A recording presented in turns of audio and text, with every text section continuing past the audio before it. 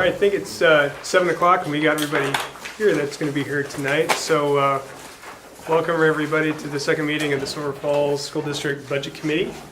Debbie, if you can note attendance.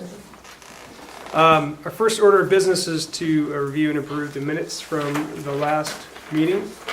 Give a chance to review. Any motion for approval? I have a question.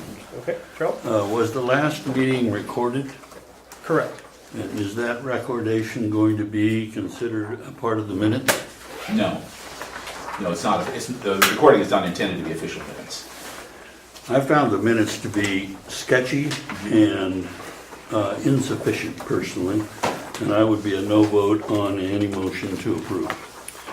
You want to maybe be a little bit more specific potentially if there's anything that you would like to point out? Well, I just didn't think that they represented the activities of the meeting. They didn't sufficiently let us know who was testifying. They didn't let us know the subjects that we discussed. And in any detail, I mean, there was a lot of generality, but they were just too general. And I'm not accustomed to minutes that general. Now, if it's recorded and made a part of the minutes, then I would see that that would be sufficient. Okay. I did receive a message from a patron that was concerned about the lack of detail in the minutes as well. Okay. Any other comments? I received an email from one parent that said there's just not enough information for them and they have to watch the video. That I just wanted to include that as well. Have we had, since this is first time I've heard of Sure. that request, what have we done in the past? These are generally, this is essentially what we've done in the past, and we follow OSBA guidelines, School Board Association guidelines on the legal requirements for written minutes, and they're not intended to be a verbatim or word for word construction of the meeting. Rather, they're intended to note attendance, they're intended to note the general themes of the discussion, and they're intended to record votes. That's the legal requirement for the minutes. And so we provide that, and admittedly, I think if we were to take detailed minutes, we would find ourselves in potentially a position of concern or problem, simply because if we try to record everything but then miss some points, it would be a challenge to make those up. And the minutes are not intended to record public testimony. They're intended to record the general themes of what it is that you as a budget committee or board are discussing. Okay. Given we're following standard procedure, I think we have enough to go by to move for approval. Yes. So I'm just going to call it a motion for approval. Motion for approval. Okay, second? Second. Okay, motion is seconded. All those in favor, say aye. Aye. Nay? Nay. Okay. Thank you. All right, I don't think we have any old business to review. What we have now is the remaining 7 presenters for all the district separate pieces of the budget, and as well as Andy in his budget message. The last meeting was excellent. I appreciate everybody's commentary, and I know that we had a lot of discussion, which was very, very good. And I think it was some good, healthy discussion. Let's just, as we move forward with the discussions, keep in mind that we have 7 presenters tonight, plus we have Andy's budget message. So my thoughts, if we could really hone in to make sure that we're trying to keep it right around 20 minutes per section, I think that would help move things along and allow adequate discussion, but also allow us to keep the flow of the evening going. So, if we want to get into the weeds on some of the items, we can. But I think we also need to say, if it's not necessarily germane to the budget, maybe we can ask questions and have some email follow-up. So, but again, great discussion, and I think it was a good meeting last time. So, with that being said, our first presenter up tonight is Dana Peterson with Special Education. Good evening. Mr. Chairman, if I can note that all of the presentations are under the tabs within your budget book. Sure. So if anybody has any questions about what Everybody those has a tabs are. copy of the new tabs, right? Just making sure. And so this is under special services. Okay, cool. And then for all the members, you should have, this is not gonna exit out. I just have a quick presentation. I know it's behind most of you, so you have a paper copy of just a few slides that I made. So this is the proposed budget for special education for next year. And the first page you'll see there's the overall theme and overview for 18-19. We're gonna see an increase in licensed staff. We're also going to see an increase in support staff, direct services to students, and also student technology. So I'm going to go into that a little bit and explain some of that, and then we can look at the numbers, and if you guys have questions, I'm more than happy to answer those. Go ahead. And one more, sorry, we don't have a remote. Thank you. So the first page is just looking at the numbers. I've given you just a brief overview of census, which is basically every year we're required by law to count how many students in the district qualify for special education services. So that's anything from a student that's receiving speech therapy services, maybe for a lisp or a stutter, all the way to our really medically fragile kids that might have very extensive services that we provide them. So in 15-16 we had 492. 16-17, we had 470, and 17-18, 478. So as you can see, the numbers stay pretty consistent. We've kind of gone back and forth between 15 to 20 kids over the last few years. But what we're finding is that the intensity and complexity of students that we serve has gone up pretty dramatically. The next little thing there, it says that students which require $30,000 or more of supports per year are eligible for what we have is called the High Cost Disability Grant from the state of Oregon. And you can see there over the year, so in 14-15 we had 29 students we could count, 15-16 29 students, and then 16-17 we jumped up 10 more students to 39 students.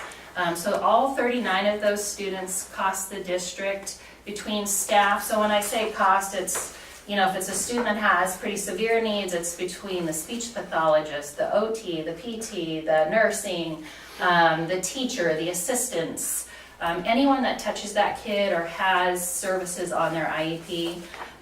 So that would be over $30,000 a year. So that high cost disability grant does give us some really good revenue to help support those students, and we'll talk about that here in a little bit. If you could Dana, forward that. Yes. this number 30,000, is that the same number for all three of these academic years listed here? Yes. Okay. Yes, the cap is the 30 grand. Is what So is OT looks it at. reasonable to think that because the cost to provide services goes up each year, that number, some of the jump in that number is because the number has stayed the same, but the costs are increasing to provide the Somewhat, same? probably percentages, because Okay. for example, percentages regarding salary go up a little bit every year. I know when we look at our nursing services, those have gone up per hour, what they charge us for their contracts. So yes, the percentage would be just general inflation. Dana, quick question. Do yeah. we know the figures yet on 17-18? Not yet. Not They yet. always run a year behind Okay, in data. that's what I thought. Yeah, through ODE. Thanks for Okay. asking that. So that next sheet just basically says that we have seen an increase in students that have complicated medical needs, mental health concerns, and developmental and functional skills that require specific and targeted strategies. So we do use our occupational therapist, physical therapist, augmentative communication specialist, autism specialist, behavior specialist, and our nurses quite a bit. And that, again, the total numbers have generally remained the same, but it's just the need and the complexity has increased. So that's kind of where we're seeing where our money is going in supporting our special ed students. If you look at the next page. Sorry, Debbie, it's probably no help. It just, maybe we can call Jen for technical support. There you go. Oh, did you get it? Okay. Changes and additions. So with the request this year in my budget, these are some of the things we've been looking at. The changes that we have made, we have an emphasis and increase time working with Marion Clackamas County RAP services, which is a social service and mental health services. So many of our kind of what we call our top of the pyramid kids that have a lot of need, especially in the mental health world. We work with both of those counties, and they provide what they call a wraparound service team for the family and the student. We have probably 12 students in the district currently having those teams, and so usually myself or the teacher or even the behavior specialist will attend those monthly meetings so we can keep to pace with the group and how we're treating that student as a whole. We review and develop, this year, the administrative team in the district. We've reviewed our care team process, which is a process through every school that we look at kids that need interventions, and if they kind of cross that line where we think they might be eligible for special ed or need additional services. So we're all working on the same wavelength in all of our schools, and we're gathering the same data. Increase in aggressive and physical student behaviors we've seen in the district. And we've also seen an increased support, and we've requested increased support from Trillium Mental Health Services, which we've worked with over the last year. So they provide us a therapist that comes into the school and uses our space. An office is what they need, and they can see students on an individual basis with parental approval, and they do therapies for us. So that's been very popular. We have a waiting list of at least 10 students at Robert Frost, that if we had another therapist or had more time, they would There definitely we go. be Not an important name anyway. Additions, what we'd like to see or need to see, we have had this year, I've had to hire temporarily throughout mid-year additional classified staff to help in the classrooms, classroom assistants, especially with students that have higher behavioral needs. For next year, we are going to be opening and starting a new functional skills classroom at the middle school. We have quite a few students in the district that have very high medical and functional needs, so that classroom is really based on doing just living skills and functional academic skills, helping kids become more independent. So there's lots of, that classroom has lots of equipment and lots of adult support. The nurse usually is in there quite a bit.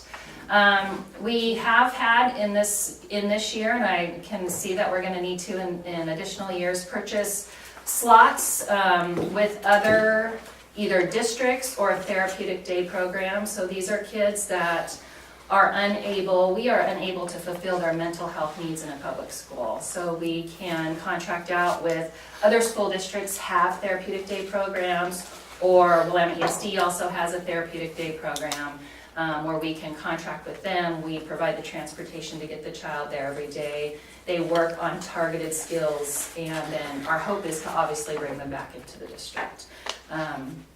Those have increased. We have also seen just a general increase in speech and language needs in our district, so kids that just need language help. And so that's prompted us this year to increase and add a speech language pathologist assistant, because we just have a lot of kiddos that need to be seen to work on either articulation issues or language issues. So those are some of the things we have been doing.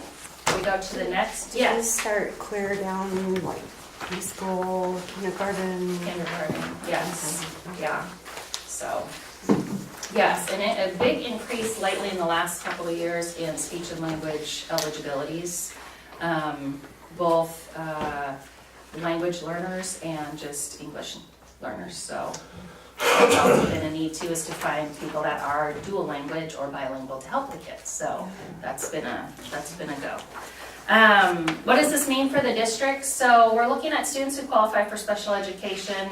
They do have increased complex needs, and it just requires the district to use those supports, and we have to think about those in different environments. Not every student fits in the box, even though we have a very wide range of programs, which I'm really proud of that we offer our community. Many kids just don't fit in those, and we're finding we're getting more in those kind of outlier students that need something specific. We have a couple kids in different K-8 buildings that have their own private learning environment, which really works for them, but as you can imagine, that takes extra personnel, and it's just like a classroom for one. So we try and be as unique and creative as we can, still knowing that it's costly when we do that. But as we look, as you guys probably know, the earlier the intervention, the more we can do early on, the better on, we are down the line. And our goal, of course, is graduation and kids being successful and really part of our community. Move on to the next one. So what we've seen for student needs recently, an increase in direct therapeutic and mental health services. We are looking at additional social and emotional instruction in our classrooms. We have student access to general education curriculum and CTE courses. This is really working on that at the high school level. We are seeing an increase in nursing, occupational and physical therapy services. We're looking at an increase in technology-based systems and curriculums. And an increase for opportunities for our adult students in our transition program to have access to community-based experiences and get out there and get some job experiences. And then in general for program needs, we really need additional professional development for everybody, administrators, classified folks, our teachers, especially in those areas of mental health and pediatric trauma. We need access to what's called multimodal curriculums, and those specifically, we do have a large number of deaf, hard of hearing students in our district. In years past, the district had paid for us to do tuition through the Oregon School for the Deaf. When Linda Brown was here, we brought all those kids back because it was just way more financially smart to do that. So we have all those kids in the district, which has been great, but technology, as you know, as cell phones have gotten tinier and smarter, so have hearing aids and other really cool devices for kids to use. So we're finding that for kids to access and be successful in general ed classrooms, that we need more technology. So we're looking at that. Additional staff to support teachers and work directly with students, and then training and professional development, especially for our high school staff and secondary folks to help with those graduation requirements. We can be really creative with some of those credits, and we definitely want to push all of our kids. You know, we always shoot first for a general diploma, and anything under that is amazing too, but we really want to see what we can be unique with and offer every kid at the high school. So the last page there is just regarding the revenue sources, and special ed is unique and quirky. We get lots of different revenues, both from state and federal sources. And so I've just listed some of the most prominent, and I know they are in your binded book towards the front of the revenue sources. So we have, for federal sources, we get the IDEA grants, which include enhancement grants, also grants just regarding any student who's on an IEP in the district, and training for us to make sure that we stay strict with rules and regulations and the laws about kids that are on IEP. So we have a training every year that I take 4 or 5 staff with me, and we rotate through the staff to verify that our paperwork is correct and we're compliant with the government, that we're, continue to do best practices with all of the paperwork part, which is very important in special ed land. And then some of our state sources, we do have the Youth Transition Program. That's a grant that we received through ODE, that it's a 2-year grant, so we're on the 2nd year right now. So that provides us a classified person to go out in the community and make those really awesome connections for our adult learners that are in our transition program. There's also other state agencies that come into play when our special ed students become adults, and so they can have other things like vocational rehab, and a caseworker from developmental disabilities help them out.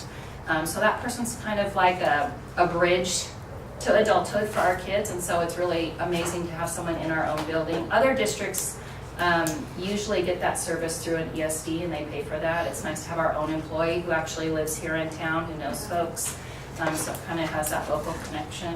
And then again, the high cost disability grant, and that grant runs around 50 cents, 40 some cents on the dollar. So for those 39 kids that I listed on our high cost disability, we turned in over $2 million was the total cost for those 39 students in 1 year. And so we got about 46 or 47 cents back on the dollar. So we got a little over $500,000 back to help support those students, which is amazing. The state continues to offer that grant, and I will definitely keep my spreadsheet and send in everything I can and every dollar. And those kids have gone up. I'm already looking at probably from 39 this year, we could probably plan closer to probably 45 or 46 kids next year. And a lot of those you would think are medical issues, but we're finding more and more it is some of our mental health students that require, we have a couple kids in the district that require 2 adults with them at all times. So just for safety and for their best benefit. So it's just getting a little more complicated, but I think we're finding different ways to support kids however we can. So that's what that looks like. So on the high cost disability, just to add on to that, so have between $2.1 and $2.2 million in expenses for those 39 students in 16-17. So then they'll back off $1.2 million or $30,000 per student based on 40 kids. And that difference of about $900,000 or $1 million, the pool of money statewide, which is really just a carve out from the state school fund. They then, based on all the claims from all 198 school districts in the state, they'll take that money based on the total claims and then distribute the money. And so it's about 48, 49% return on that. So that was between $500,000 and $600,000. That high cost disability revenue is budgeted in the general fund. It's on the revenue page. Whereas the revenue sources at the bottom of Dana's special services budget are revenue items that are in other funds, mostly the grant funds for the IDEA grant, Medicaid claiming, that type of thing. So that's why that's specifically listed separately. So, Thank you.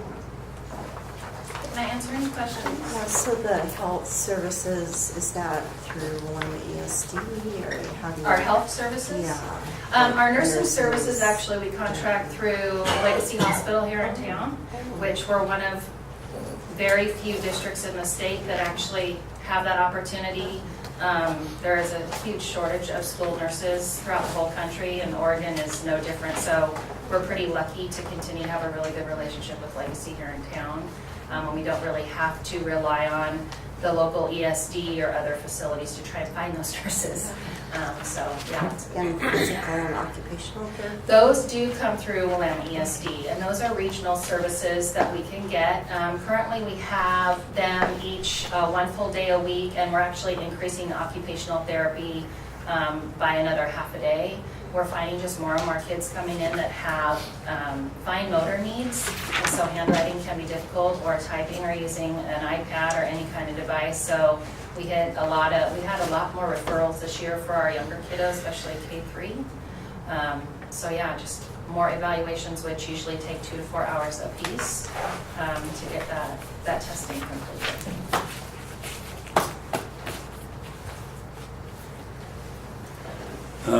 I'm curious to know how you screen to determine the children that have special needs.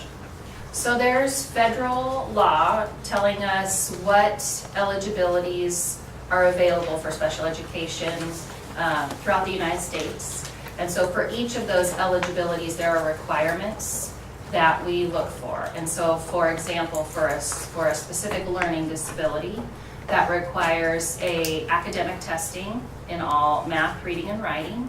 We also usually do an IQ test. And then usually there are teacher observations, parent input, work samples of what the student's doing. And we go through that process and have a meeting, and then we go through the very strict requirements that the federal government shows us if that child is eligible or not. I see. Yeah. And how do you screen for the more subtle difficulties like midline barrier or tactile sensitivity, that type of thing? So those can be similar. We do also have a process that's called our care team process. And basically when we see a kiddo in any building that we're just concerned about, and we're not sure if they have an actual special education eligibility or a true disability, that care team kind of does the same thing. We will do informal assessments at school. We'll talk to parents. We might get a developmental history of that child.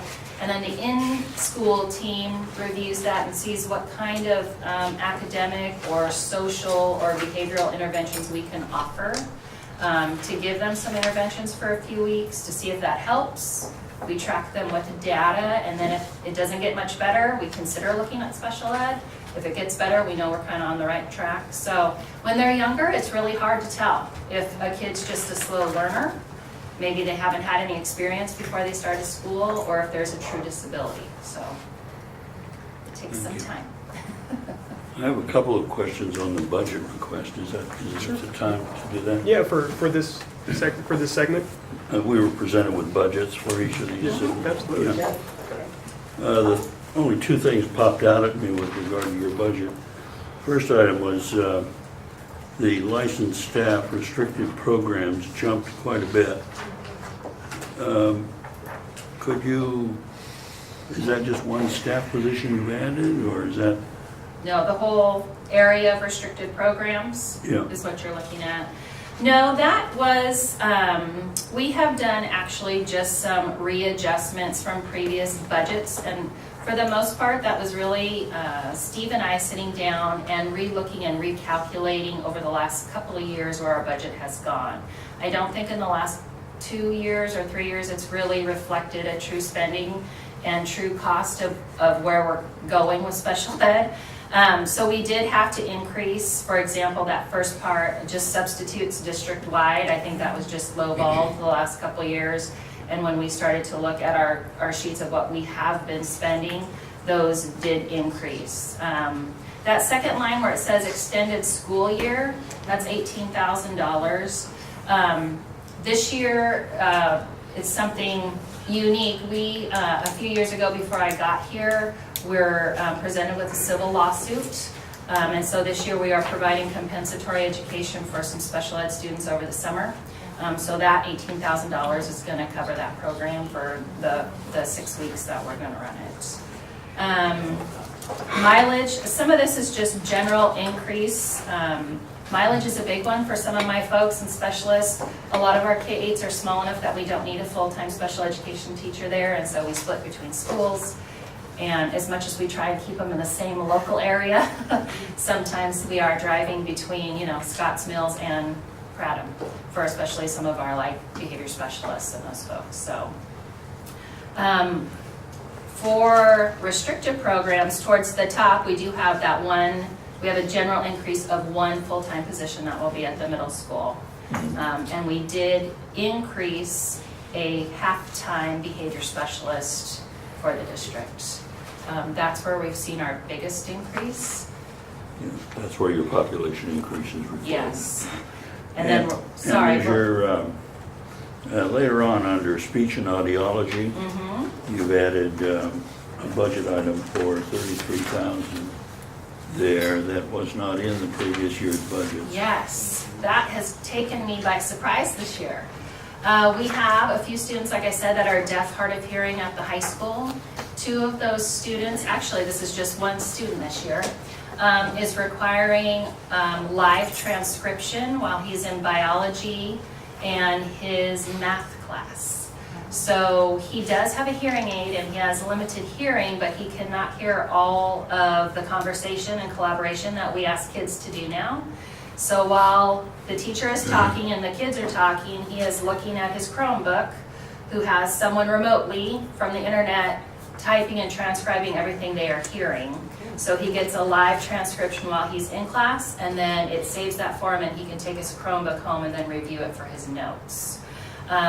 I have looked tirelessly to see if there's something cheaper, and a lot of districts are. Right now, that's kind of the standard. It is $55 an hour, so he does 2 classes per day, every day.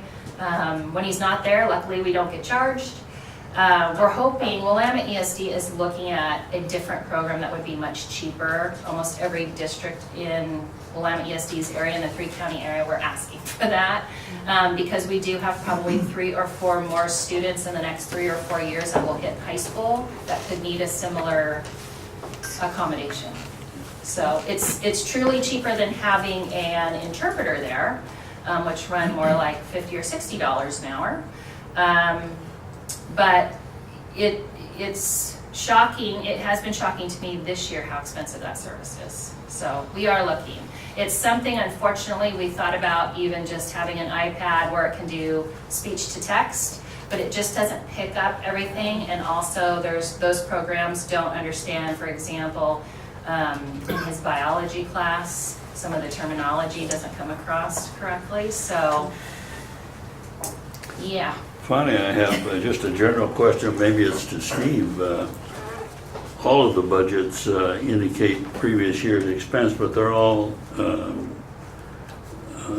titled budget. Does that mean that the money was actually spent on that item, on each item in that year?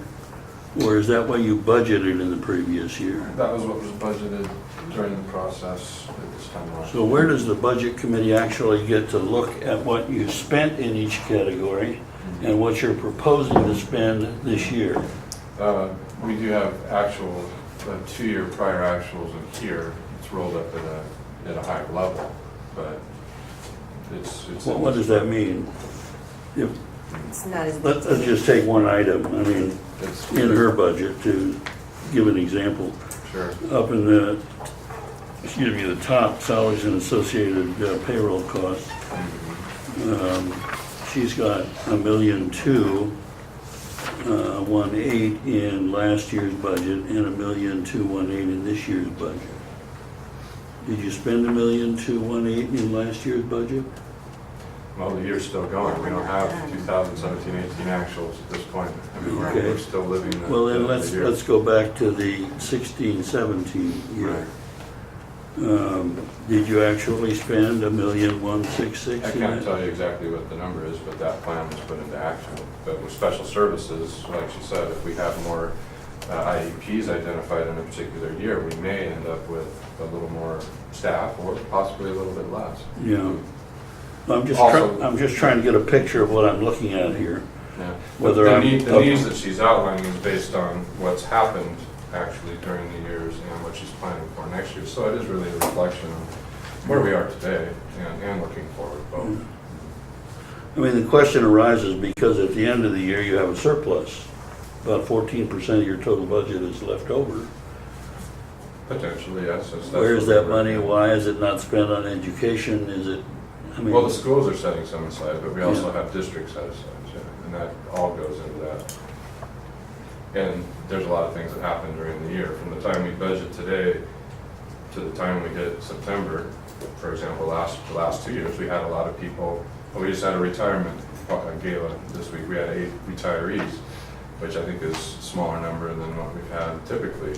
But it's very possible that people could still leave, either retire or get other jobs. We have teachers that leave during this, or staff members that end up leaving during the summer that bring, and we have hires that come in that cost less potentially, especially for the people that are replacing people that retired. There's a myriad of things that happened this year. This time last year, we didn't even know what our association contracts were at the time of the budget. We didn't know what the state school fund budget was going to be at the time we budgeted last year. We don't know if the economy is going to hold. We don't actually know what our enrollment's going to be. So, this is a snapshot of time, and we're really trying to do a fair comparison to when we were discussing this last year at this same point in time. So. Thank you. Along those lines, when I was looking at this, I also felt the need to, or wanted to see more actuals, but I understand, like, at this point of the year, we can't do that.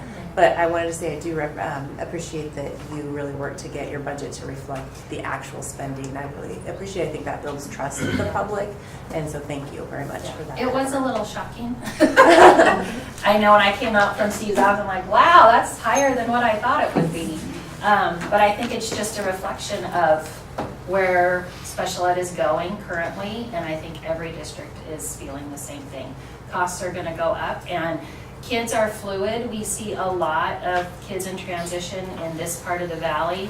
So I know our neighbors just 4 miles up the road, she's had a couple kids come in that have been highly medically fragile, and costs up front tens of thousands of dollars, and then they stay for 3 weeks and they move. And we have no way to know who's coming, who's staying, who's leaving. We serve everybody as best we can. So it's just that, kind of up and down. We can't predict. No, we cannot. I wish we could. Save us a lot of cash. Yeah, appreciate all you guys are doing, Yeah, thank you. and the article, Statesman. Wasn't that awesome? Yes. We have Great stuff graduation there. rates. Thank you for all you Yes. guys are doing. gotta Really keep 'em appreciate up. it. Thank you. Anybody else, any questions I can answer? Perfect. Thank you so much. Thanks, Christine. All right, next up is Jennifer Hannon, Curriculum Assessment, Teaching and Learning. I have the first half of the support services superintendent budget page. So I'll just go through what our changes are and then address any questions that you have. So the first change here would be under district office receptionist. She is also the instructional and curriculum secretary. And that is a job because previously she was partially funded by the collaboration grant, which is now over, so she's ours now. So that's that one. And then if you go down to instructional services, the science curriculum is a continuation of the subscription for the online science curriculum that we adopted last year. But in addition, that's a $5 per student supply budget. So the teachers this year had to figure out the supplies for the science activities in their building. And this next year, we propose that we do that at a district level. It was more of a challenge for some buildings than others. Then the 6-8 math curriculum, do you just want me to tell you that they need it, or do you want to know? Okay, they need it. Okay. The social emotional learning curriculum, most of you have heard quite a bit about this, that our teachers need a standardized way to teach and reinforce those skills of self-awareness, social awareness, management, responsible decision-making, and relationship skills. So that would take care of a classroom set of that curriculum for each of our K-8 classrooms. And then we're going to try a different model for our 8th grade algebra instruction in our rural schools. So we are teaching 8th grade algebra in rural schools, but not all of our rural schools have highly qualified math teachers that can teach the algebra level. So this year we've had Tom Steers supporting them on Google Classroom. Tom Steers eventually is not going to be able to eventually he's not going to be with us anymore. So we're going to try out an online program that has a live teacher access button for kids with Tom supporting alongside. So we'll see how that works and if that will be a more permanent solution for us. And then all the way down to the next leap is going to be under improvement of instructional services, the online testing system, STAR assessment.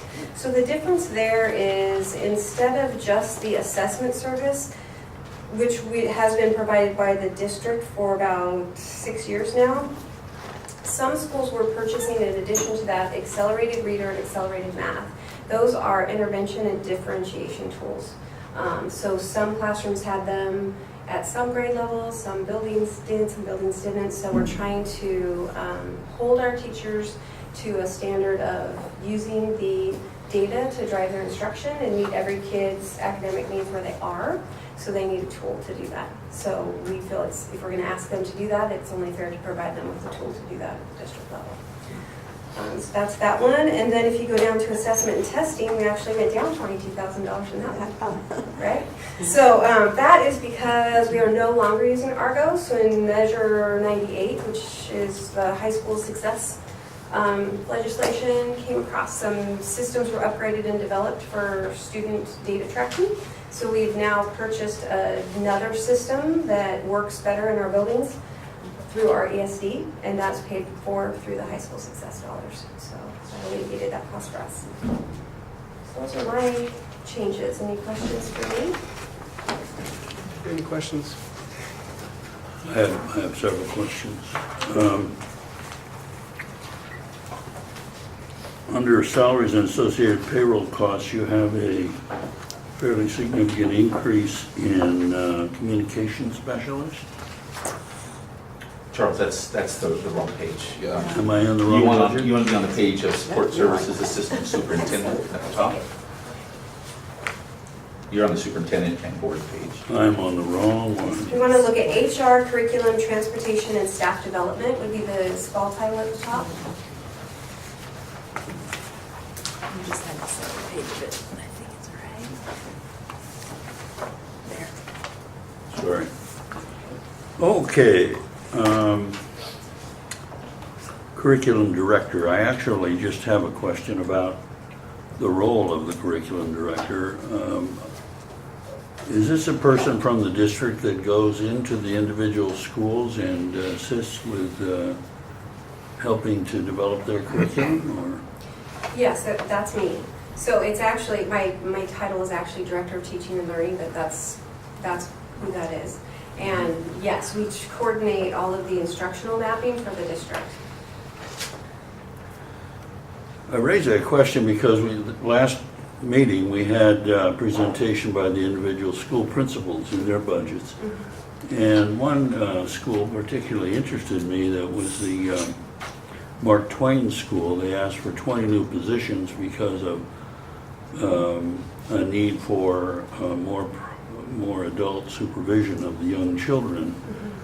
And it raised a question in my mind about whether the district is concerned about that request and asking questions like the level of skill in classroom management, for example. The number of part-time or non-certified personnel, if that budget is approved, would be quite high. The ratio of adults to child would be something on the order of 3 to 6. And they already have 13 to 1 now. Is the school, are you concerned about how well the school is doing, or the kind of way that they're presenting the curriculum? I mean, young children need a lot of movement exercises before they go into class. Is that occurring in that school? The principal indicated they were moving toward a computer and app technology-based teaching mode, which would take the child into a sort of a passive state in front of a computer. That may very well be one of the reasons that you have behavioral problems and the need for more supervision. And if that's impacting on the budget, then I think we need to be concerned about that. So it's a general question really of what is the role of the district with regard to those kinds of questions. Sure.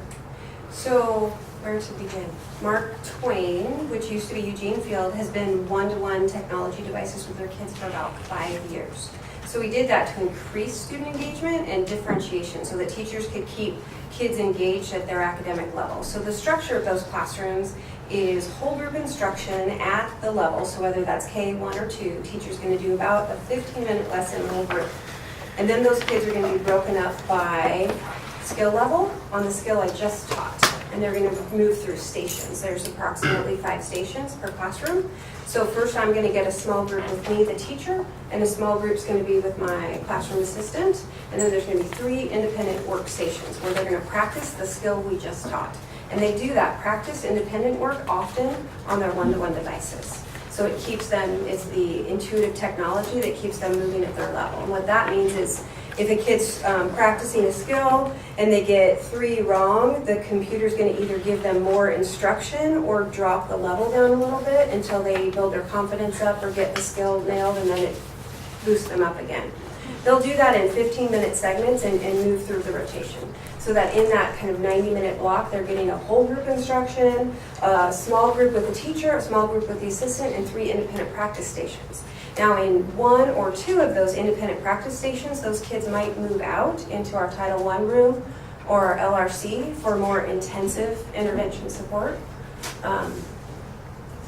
So that does take, some manpower in terms of a teacher and an assistant for each of the core content to run those small groups in addition to the Title and LRC.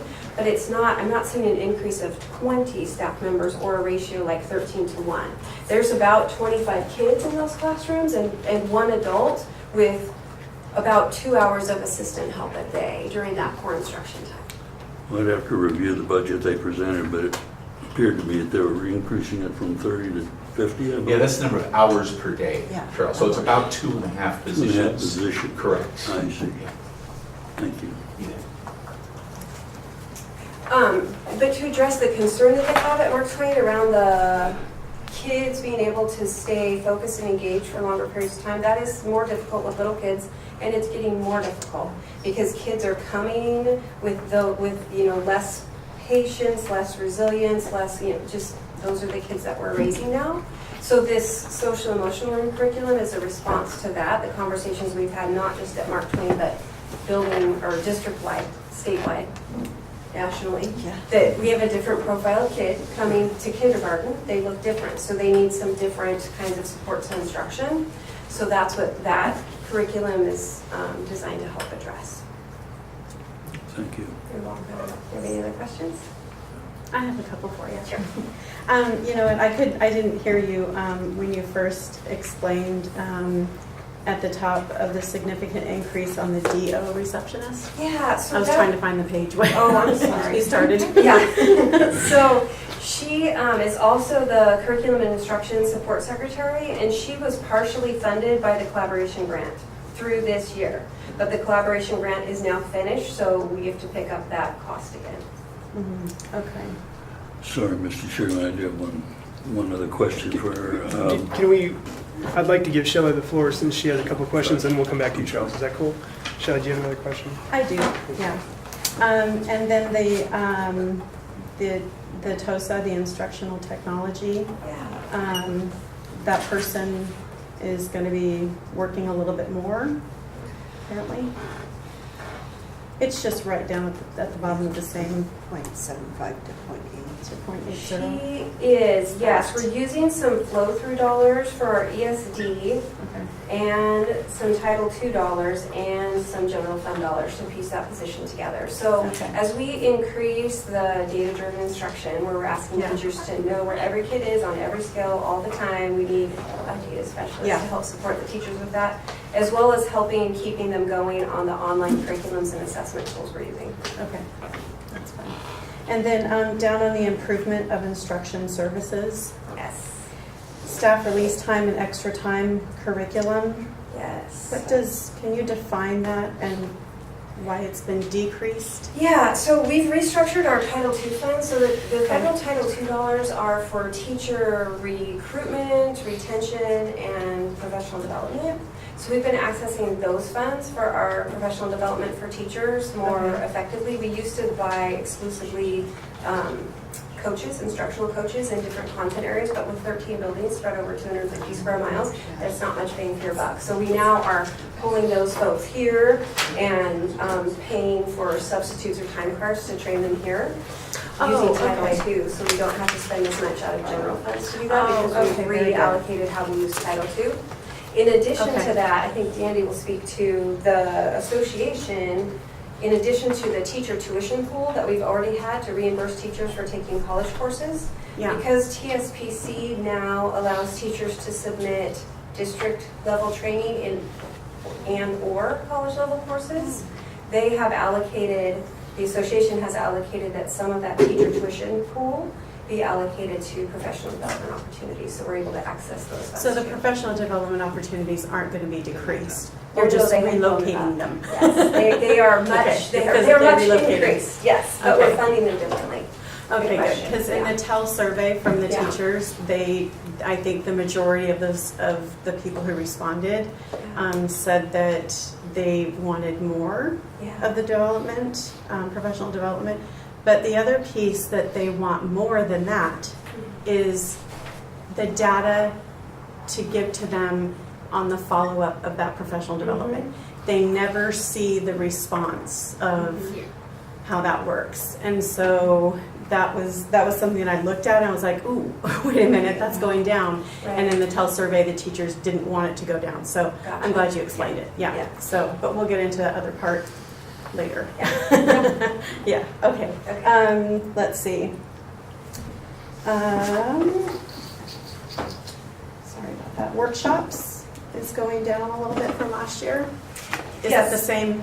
Yes, again, the Okay. teachers have allocated that they can use that tuition reimbursement pool, not just to reimburse for college classes, but to pay for workshops. Yep, okay, awesome, okay.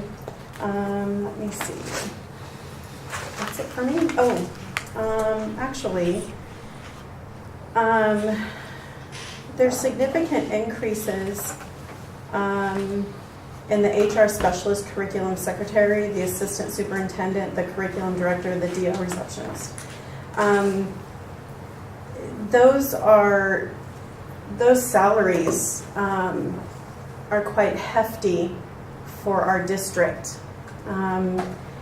I've been looking, as I've been going through this budget, trying to figure out, where all the money's going. And I've compared some of the other salaries to comparable districts of these particular positions. And most of these salaries are in the 90th percentile of salaries compared to other districts our size. And that really concerns me when we can't have, when we can't fund music or we can't fund many things in our district. Shelley, are you comparing straight salary data to these Nope, numbers? I'm comparing salary base plus bonus plus all the benefits. Plus retirement with the PERS. Yep, it PERS is. and insurance Yeah, and taxes. I've got all the data here. And I just wanted to bring that up because I feel like if our district is really concerned about doing what is really best for the kids, then our administration needs to, and we need to look at those numbers because those salaries are high. In Salem, which is a huge district, the assistant superintendent base salary is $154,856. It ranges from $126,502 to $186,858, and that's not including bonus and benefits.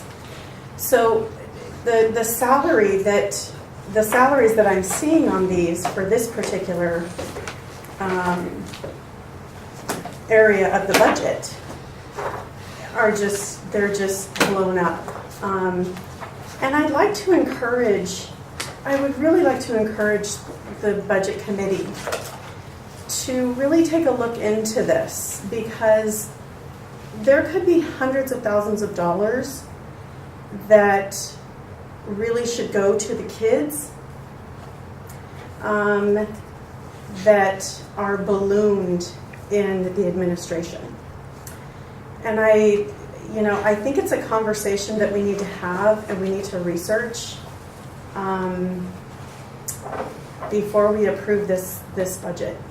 I just like to put that out there to have a conversation. I compared Albany School District, I compared Salem, much bigger districts whose superintendents and assistant superintendents have, with benefits, are much lower in salary than our small Silverton district. Honestly, Shelley, I don't think those numbers are reconciling whatsoever. It's the contract number, not the package number. Well, For example, a $100,000 person is going to cost with PERS and taxes, a tier 1, tier 2 employee, for the taxes and the PERS, 40% on top of that, so that would be $140,000 plus $16,000, $17,000 worth of insurance, which is the same for any classified certified admin. Right. So you'd be looking, so say a $100,000 employee with those benefits would cost $157,000.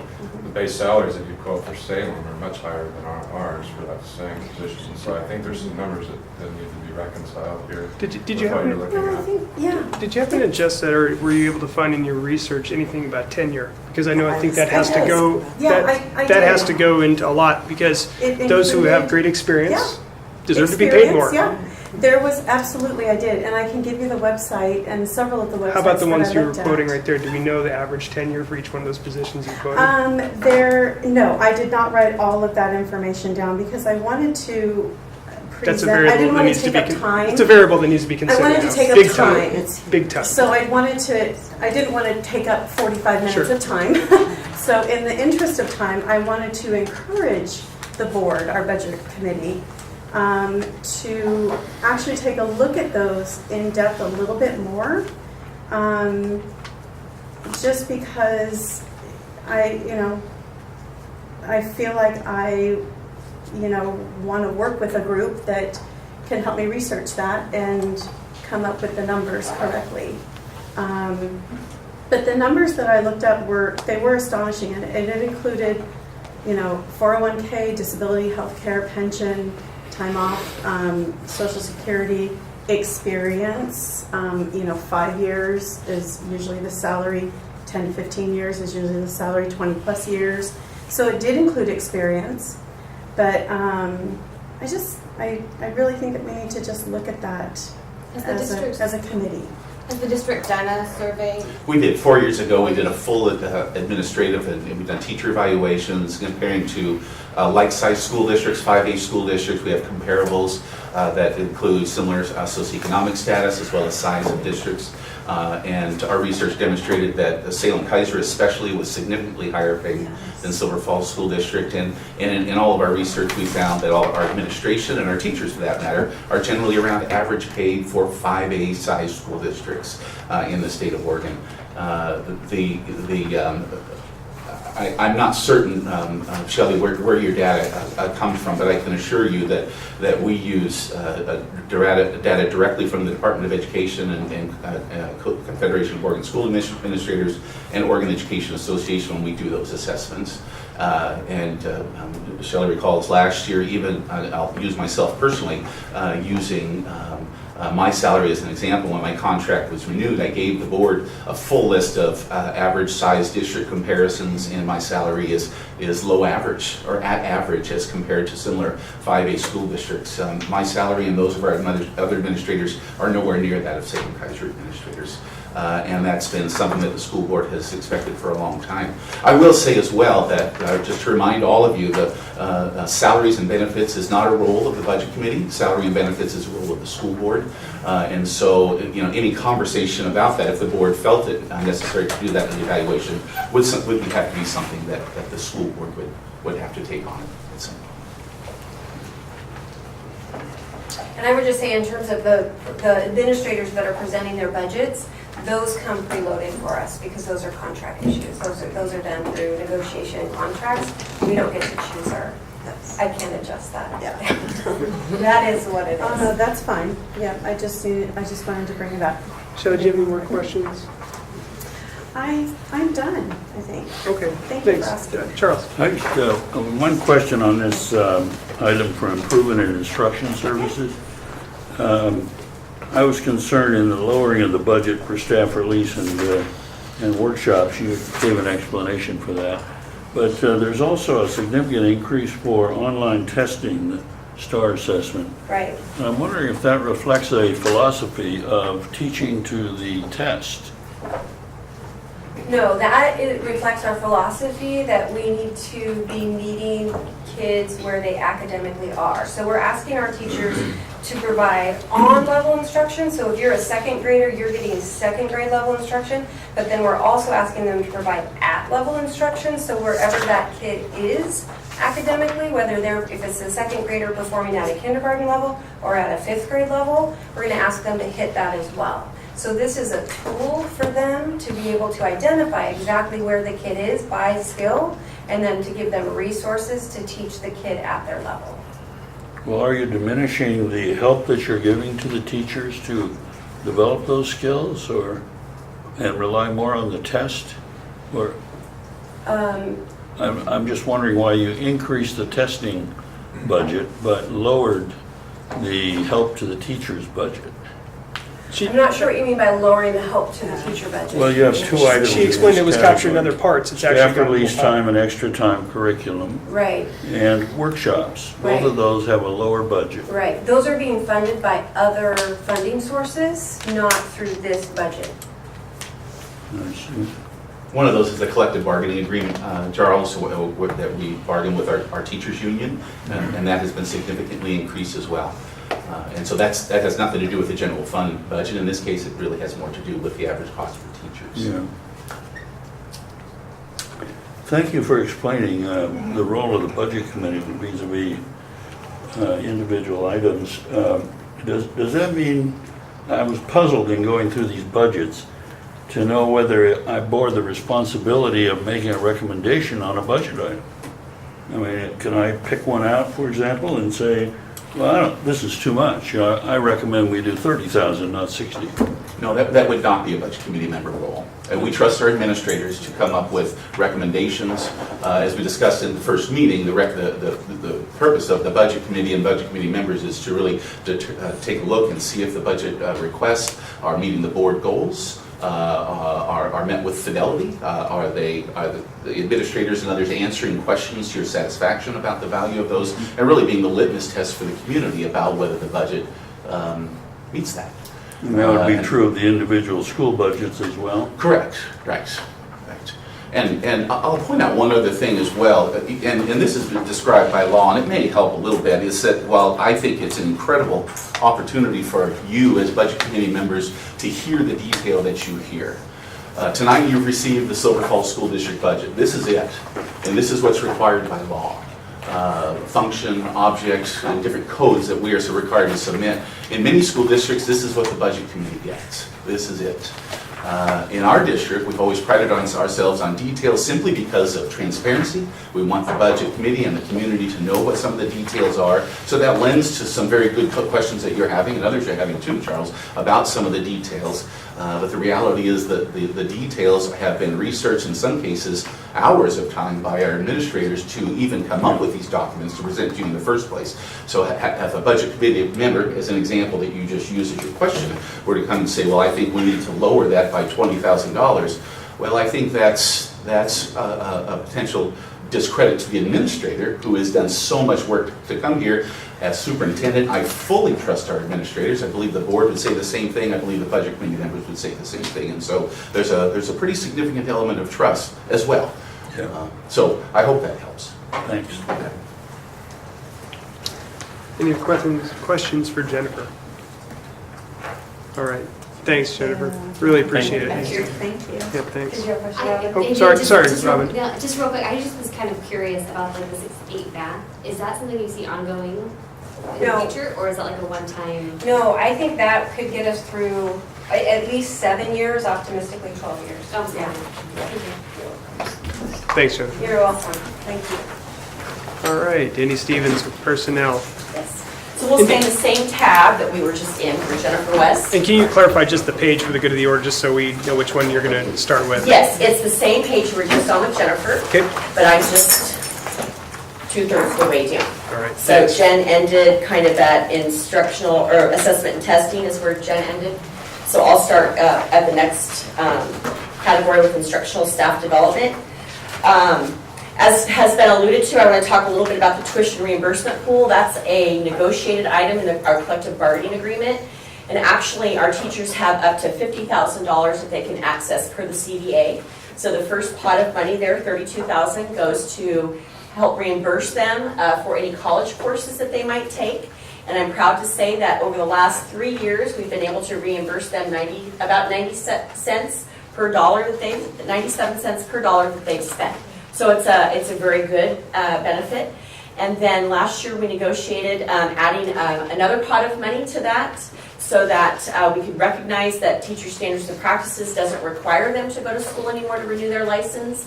And so they can use some money out of that $50,000 to attend workshops, have more training in STAR assessment, classroom management, those kinds of things. And they have an application process that they can use to access those funds, and they're very happy that they have that opportunity. Yeah. And that can be reflected on the salary schedule as well, right? It's not, oh yes, I see what you're saying. Yes, it goes as in part of our peer compensation model. So it's our alternative compensation where teachers are able to work towards raises for the work they're doing within their classroom.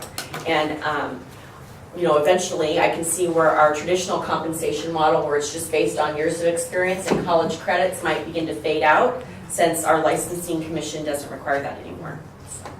But then it still rewards people who want to go get, their reading endorsement or some other kind of specialty license. Just above that, where we talk about staff release time and extra time, we really view HR as an opportunity to support staff and help them with their craft. And so we use that money to help offset monies if we don't have enough money in title funds to support a group of teachers going to the kindergarten assessment training, then HR can step in and help balance that out so that people can pretty much go where they want to go. And we also help with some AP training at the high school if we have some teachers that want to go to those particular conferences. This is also a fund that I use to help pay classified people on a time card. So if we're asking them to take extra workshops or classroom management, recess strategy techniques, then we have money in a time card that we can provide to classified staff. If you want to go to the next page, that's the next area that I'm responsible for. On the section called Staff Services, you'll see workshops that includes, again, our our newer teachers that are in the mentor program, if they need to go to an envoy training, which is a classroom management training that we partner with Salem Kaiser on. Again, more classified training time if they need that many. We also have those additional funds available. The one thing I'd also like to point out is the Employee Assistance Program. That's midway through that column. There's $4,000 set aside. This is the third year that we've been offering it. Many districts have this benefit as a negotiated benefit, but it's not. We're able to provide it outright, and it stands for the Employee Assistance Program. In our first couple of years, there was not a lot of utilization, but I'd like to say that this year we're seeing, we had 53 employees use it. We had 32 employees use it for 53 different reasons, and it was anywhere from parental issues, helping me, I'm having issues with my child, I need some parenting assistance. They call this hotline, and then they connect them to, there's this counselor, you can talk to this person. There's also legal assistance, so we had people who received assistance preparing their wills, and then the whole gamut of anything else that they might need for themselves or their family. And so that has been a benefit that's been well received, and we continue to push that out there as something that they should access. So that's me in a nutshell in HR. Again, we're just kind of here to provide opportunities for people. Questions? What's the hepatitis influenza vaccine? Yes, we're required to offer employees who might come in close physical contact with students, bodily fluids and those kinds of things, the opportunity to have the series of vaccines at no charge. So every year we put it out there. Very rarely does anybody take us up on that. So I've reduced that budget item a little bit, but then of course if we all of a sudden had an influx, we would be able to cover that through other support systems that I have. Oh, okay. Yeah, we would definitely pay for it. Right, okay. You have to offer because they're occupationally exposed. Yes, it's an occupational hazard with some of the medically fragile kids that, that we are providing services to. Any other questions for Dandy? All right, thanks, Dandy. Thanks. Appreciate it. All right, next up is Mark Hannon with first it was Silvercrest School, and then he'll go over ELL and support services. You got it. A couple of thank yous to begin tonight with. Thanks for allowing me to present both my building budget and my district budget on the same evening. I appreciate that. And secondly, the board members will hear this a second time Monday night because it's also my my board report on Monday. But I wanted to thank the board for the rural counselor addition into our budget. That is a huge need and something that we will utilize. So I wanted to thank the board. So you'll get to hear it again Monday. Just real quickly, how I utilized my parent club and my staff to develop this budget. The Silvercrest budget, I'm used to, this is the second year I've been at Silvercrest, and I'm used to the high school budget, so the Silvercrest budget is significantly different in terms of the amount of money that is not tied up in people. If you'll note on the bottom of the page, subtotal all except salaries and associated payroll costs is $27,500. So there's not a lot of wiggle room in my Silvercrest budget. But with that being said, my parent club and staff were involved. So I'll just highlight a couple of things that I changed. You'll note the counseling piece on there that that is obviously an increase this year. The other increase you'll note is media assistant, and it looks like I decreased in my ed assistants, and really what I did is reclassified an ed assistant position into a media assistant position, and I actually increased that media assistant by an hour and a half. And I don't know if you've done the math, but the additional money there is I added a 4-hour assistant position based on feedback from the staff, my observations of classrooms, and my own philosophy of I think it's important to get people in front of kids, and when we can get more assistant time in the classroom in our rural schools, especially because our budgets are so tight and so small, I had an opportunity to do that, so I utilized that opportunity this year. Oh, yes. So what are the responsibilities of the media assistant? My library. Oh, okay. So that person, well, that's not all of her responsibilities. She has supervision responsibilities, she has responsibilities in classrooms, but it's basically running our media center, which we're going through a process, as libraries are in education, of looking very different than libraries when we went to school. They're really areas of research, and I don't know if you've been to the Silvercrest Library, but we got a ways to go there. So we're working on that. You'll note that I added money to supplies and freight. That was based on input from my office manager. My secretary, she indicated that we needed to bump that budget up, and I listened to her. So, and then I added $750 to our PE budget that hadn't had money even in the budget for at least the previous 2 years. Certainly not the last year that I was there. And then I always like to have a little bit of savings, so I have a $5,000 reserved for next year as just kind of a little cushion. But when there's 27,000 as the wiggle room, that's a fairly significant percentage to have as a savings for next year. Questions on my Silvercrest budget? Yes, sir. I'm glad to have you here tonight. I'm Well, thank you. struggling with this reserve for next year item I've heard that. in the budgets. Let me just ask it this way to you.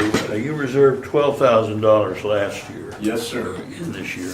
Is that money all spent yet, or? Well, I can tell you that how that works is because I had about 12.5, that rolls into my budget for this year, and I have 5,000 left over that I'm reserving for next year, so that means I used about 7,500 of it in my budget for this year. So to answer your question, I didn't use it all, but I used a portion of it.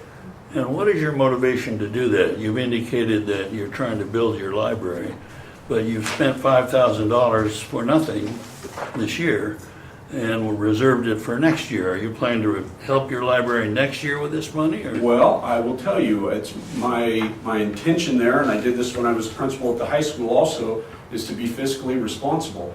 It's a savings account, and personally I have a savings account, and it's for things that come up that I'm not planning for. So there's the possibility that payroll costs are going to go up next year. There's the possibility, which ironically this year, this is the first time in the 17 years I've worked in this district that the payroll costs were flat. So that was something that was huge for my school, but that's not typical. So I like to have a reserve in case of unforeseen circumstances. But you can't spend it if those unforeseen circumstances occur in this budget year. That's correct. So how is it a reserve? I mean, it's a a savings account, I grant you that. For next budget. For next budget, but next budget is, Equally why would you important spend this as year's money on budget, next in my year's opinion. program? Why are you motivated to do that? I'm trying to be fiscally responsible and plan for the unforeseen. Charles, if I could insert myself there, I think Mark is an experienced administrator. He has been on the receiving end of instructions either from me or even from the previous superintendent saying, it's the new year, the legislature has not approved what we want, you need to cut 10% from your budget.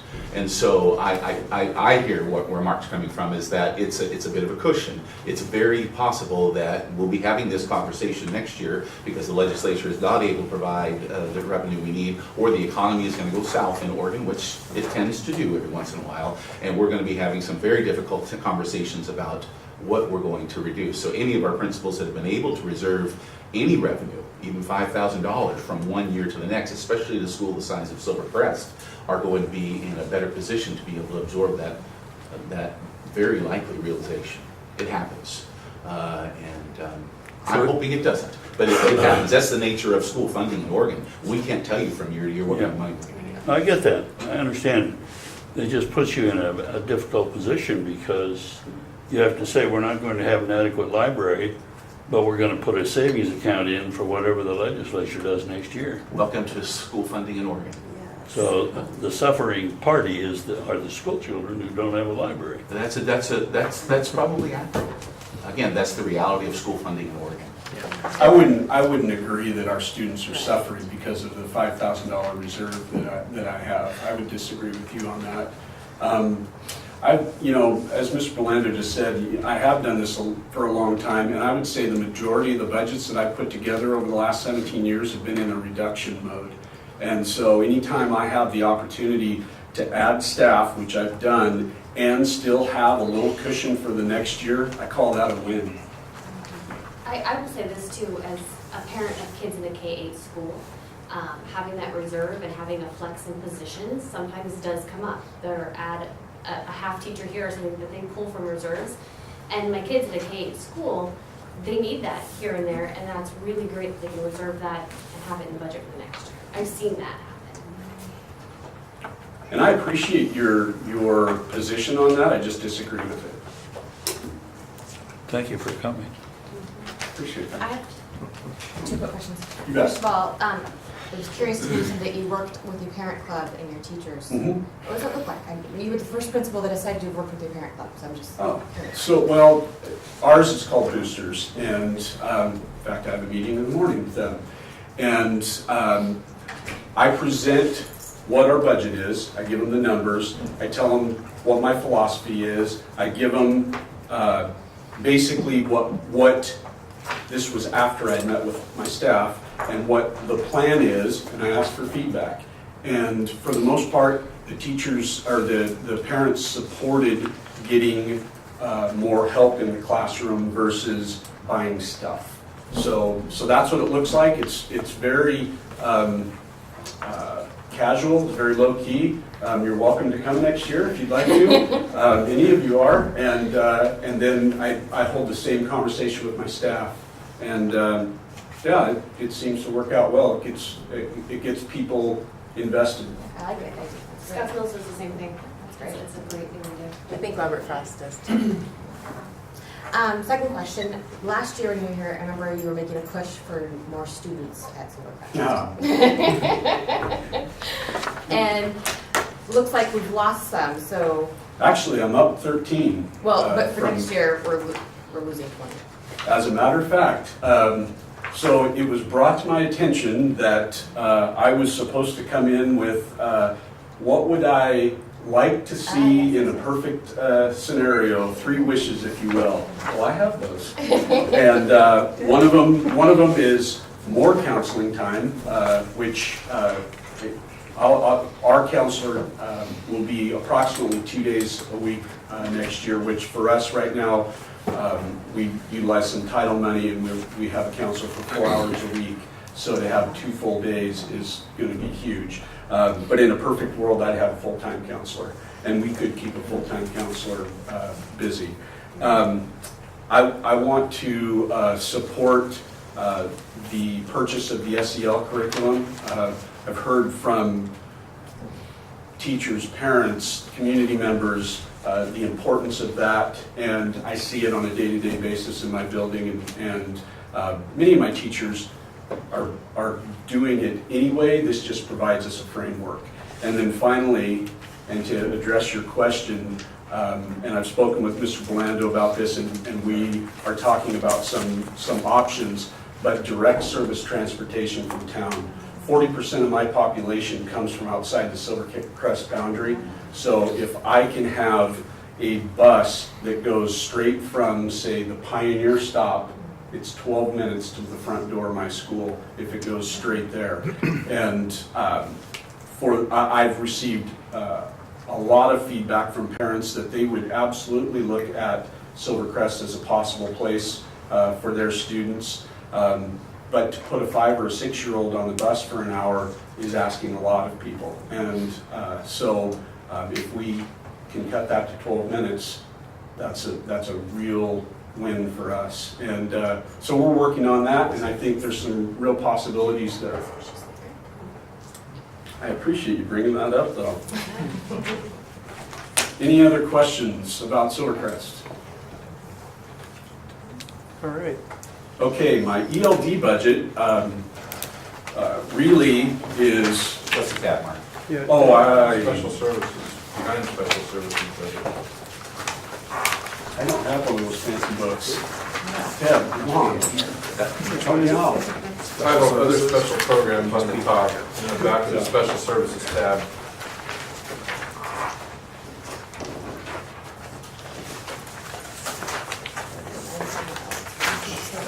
I don't think I have one of those. I don't think I'm not Is it- seeing it either. Is it this one here? Can you see that far? Other special programs is what mine says at the top. It wasn't in the book for the first meeting, but it might have been included in the supplemental package. Maybe not. We don't have colors. Well, He told me we'll make copies. Yeah, tell us. somebody play the Jeopardy music.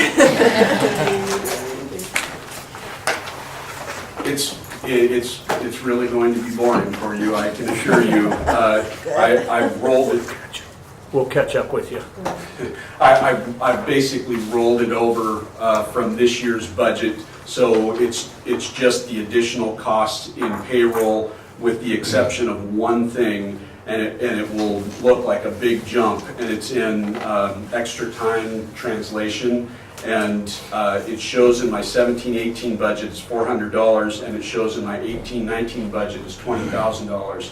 We actually changed that post-budget committee last year, so we've been operating with that $20,000 in our budget for this year.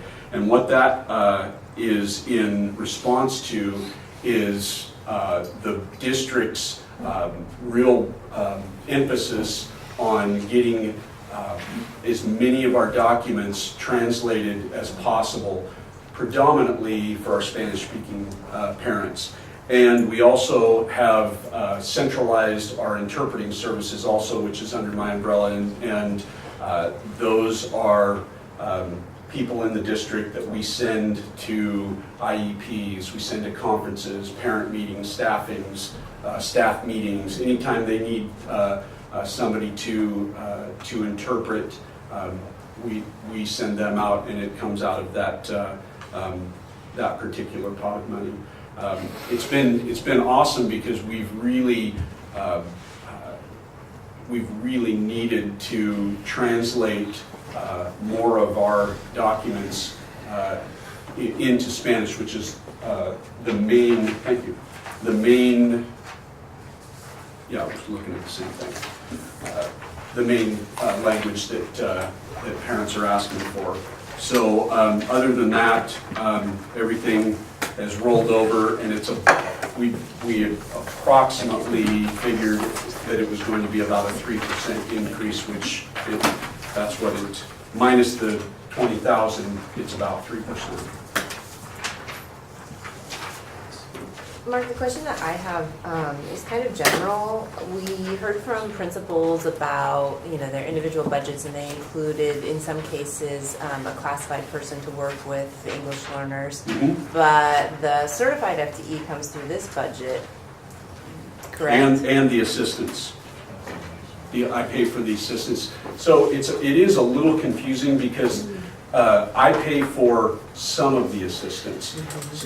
Some buildings pay for assistant time out of their budget also to exactly. And so do you coordinate with them, or is there like a set, you have a formula that you use for each school based on population?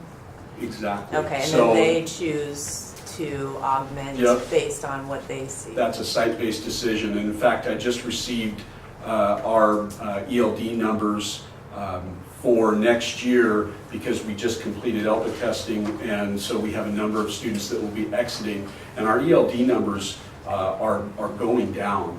For the 2 years that I've been in charge, they're going down, and that's actually a good thing, because what that tells me is we're doing a really good job in the district of exiting students, teaching them English and exiting them out of the program. So we're exiting more students and we're graduating more students than we have coming in. So the numbers are going to go down. The problem with that is funding, because it's additional ADM attached to each one of those students. So when those numbers go down, my budget goes down. It's kind of, it's a difficult position to be in, because the better you are at it, the less money you get.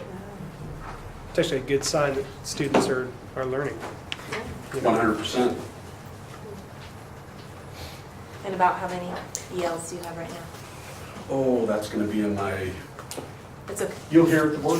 There you go, follow. Yeah. 4%, okay. I will give you the exact number Monday night. That's awesome. Do you know the percentage of the graduates then? Of ELD students? Yeah. I did when I was the high school principal. I can give Wade a call and get that for you. That's fine, I just didn't know if you have those numbers or I anything else, don't. but Wade probably knows better than me. Okay. Our migrant population graduated 100% last spring, and our ELD population was, I believe, in the mid-80s, low to mid-80s. It's hard to track that though a little bit, Shelley, because if they graduate in 5th grade, let's say, that data isn't necessarily attached to them when they're seniors. So it's... As an ELL, identified, Right. Well, and I'm also responsible for our migrant students, and that's another population that has, over the course of the last 15 years, continues to go down, which is a good thing for us also, because what that tells us is if they're no longer migrant, that means they're staying in our district. And if they remain migrant in our district, we graduate 100% of them. Any other questions for Mark? Great, thank you, Mark. Appreciate it. Thank you. All right, Lauren Stanley, Facilities and Maintenance. All right. Good evening.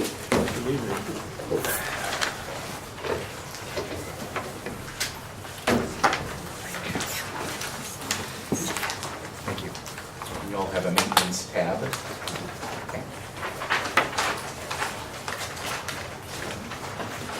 You didn't bring the pictures like you did last time? Unfortunately, I did not have an opportunity. I wanted to do that. Yeah. Unfortunately, it was a really busy week, and I just didn't quite get to finish that out. We had some issues at the high school that took up quite a bit of time. So hopefully you do have 2 documents. You have the budget as well as a projects list. What I think we can do first is just go through the project list. So I'll start out here. One of the items is actually a continuation this year. This district lead paint XRF survey was in this current year budget. I put that out to bid, and unfortunately I got no quotes, no bids. Everybody was too busy. So we're going to roll that over and try to get that done. It's pretty important. That basically just tells us where we have lead paint in the district, so we know how to manage it. Another item here is a lowboy trailer. It's basically a trailer that hydraulically drops down so we can move our scissor lift around the district. We've had a couple close calls where The maintenance guys have almost rolled off of our tilt trailer because it's a wood deck, it gets wet. You're driving a scissor lift on and sometimes it just takes off, so. We don't want that to happen. Then I have a number in here that's basically just for some rental equipment and some additional changes to our playgrounds. We recently had all our playgrounds inspected by PACE. We have a variety of equipment that is old, outdated, that we need to take out and remove, and so we're gonna need some rental equipment to do that, as well as. So is that how, I notice a lot of the schools you're replacing the swing sets? Is Yes. that one of the main things, they said these aren't safe? That's one of the main things, and most of the swing sets that we're taking out and replacing are homemade versions where Yeah. basically they're just kind of welded together, they're not engineered or anything, so. I wondered, because I noticed quite a few. Yes, that is correct. So, and then one of the big items here is to re-engineer and install or repair the storm drain system out of View Creek. We've had a problem out there for quite some time. It's a smell problem and water intrusion getting into the return air duct system. And it's basically what we found in checking all the sewer lines. All the current sewer lines are attacked, so we know it's not sewage that's pouring in there. But all of the storm drain lines that all the downspouts go into are all old clay tile, and they're just disintegrating. And so the water from the roof is all pouring into the gravel base, and it's going under the building, and then it's going into those return air ducts, those concrete return air ducts. Is that what's causing the mystery smell out there? Yes. Yeah. So we got to get that water flowing out away from the building, and hopefully that will help. We could have high water table there too, so, but this is one of, this has to happen. It's the first step in the process. So, then one of the next items you'll see at most of the schools, installing buzz-in entry system. This is basically just for your main entries in order to put a video monitor, a intercom system, and give the office controls so the front entry door will be locked all the time, and visitors will have to communicate with the person in the office and actually be buzzed into the school. You'll see that at several locations. Waterproofing exterior gym building is one of the things at Butte Creek. That's just a concrete tilt-up building. If you go inside that building, you'll see there's effervescing happening inside, which is a sign that moisture is getting through the concrete. And so that needs to be taken care of and waterproof. So, we see some swing sets. Another thing that was prioritized is in safety and security was fencing. So you'll see installing perimeter fencing in a lot of these locations. And that's basically to seal in the back field area around the buildings and make it secure. So will people not have access during off-school hours then? Are they locked or? Well, we will lock and unlock. We'll have control and be able to allow the community access after hours. So, but we'll be able to keep people out and make them go through the office during school hours. So We do that on this campus currently, Betty Jo, where it's middle school is locked down, fully perimetered. At 4 o'clock, all the gates are open, so the public can access the track and come on the campus. So you're saying some schools, but is it, like the swing sets, is that all of the schools that are being replaced, or are they? okay, some of the schools have decent swing sets, for But example. like the ones that you're taking out, are they all being replaced? Because like the buzzing system, is that at some schools? Well, Evergreen currently has a system like that. It's kind of similar. So they already have something in place. So basically all the other schools are getting the buzzing entry. The swing sets, like I said, some of the schools already have newer swing sets that were put in by PTCs. They're in good shape. So we're not going to replace those, obviously. The fencing, some of the schools are already fenced in. Summercrest, for example, is already fenced in. So we wouldn't need additional fencing at those locations. So Scotts Mills is another one that's already fenced in. Andy, the buzz-in systems that are being implemented into the schools and the fencing, Can you explain that to everybody, that as a board, we decided to make that a goal of ours to make the schools more secure and safe? Yes, that's one of the board goals. It's on your board goal sheet, is to have completion of security fencing at all schools. We have many of them completed now, as Lauren just stated, and to have independently controlled buzz-in systems at every school in the district. So when a person comes to the door, it will require a buzzer. Secretary or whoever supports staff in the office will be able to see the person on a camera and monitor, and then we'll have a button to let them in. It's a security feature. It's the state of the world we're living in. So I did actually also look at full access control systems with this, but it was going to be about another $130,000 to do that to the schools. So it was, at this time, pretty much cost prohibitive with the list of projects that we had. So, okay. And then we're just we have to remove the acoustical wall panels in the gym, Butte Creek, that's another one. Any costs, we're looking at just removing them and cleaning the walls and repainting. We have some strategic siding replacement at several of the sites. Butte Creek is one of them. The siding was actually in worse shape than it looked when we started trying to seal it up. And if you've been out there recently, you'll see there's a lot of caulking that temporarily seal things up until we get to this summer. So, classroom security locks at Central Howell. We actually have multiple buildings, you'll see that, and that's basically to change out and put lock systems in that can be locked from the inside with a key in the classrooms. And so that in the event of an intruder, staff don't have to go outside to lock the doors, they can lock them from the inside. There's also a lot of other hardware that goes with that, such as panic devices, the exit hardware. There's a lot of the ones that we have take a long time. If you key them down, the old crash bars, you have to use an Allen wrench on two things. These just pop closed, so you can secure them rather quickly in the event of a lockdown. So that's included also.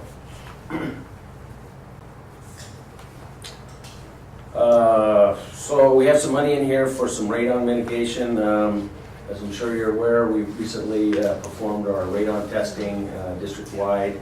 We have some areas at the middle school and two locations, one at Central Howell and one at Evergreen, that we came up with levels above the action level. So we're looking at installing some permanent mitigation devices in those locations to mitigate that radon.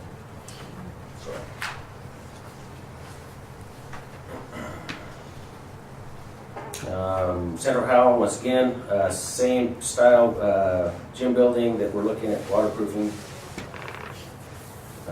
Improving some emergency egress lighting in Central Howell, swing sets, classroom security locks at Evergreen, radon mitigation at Evergreen.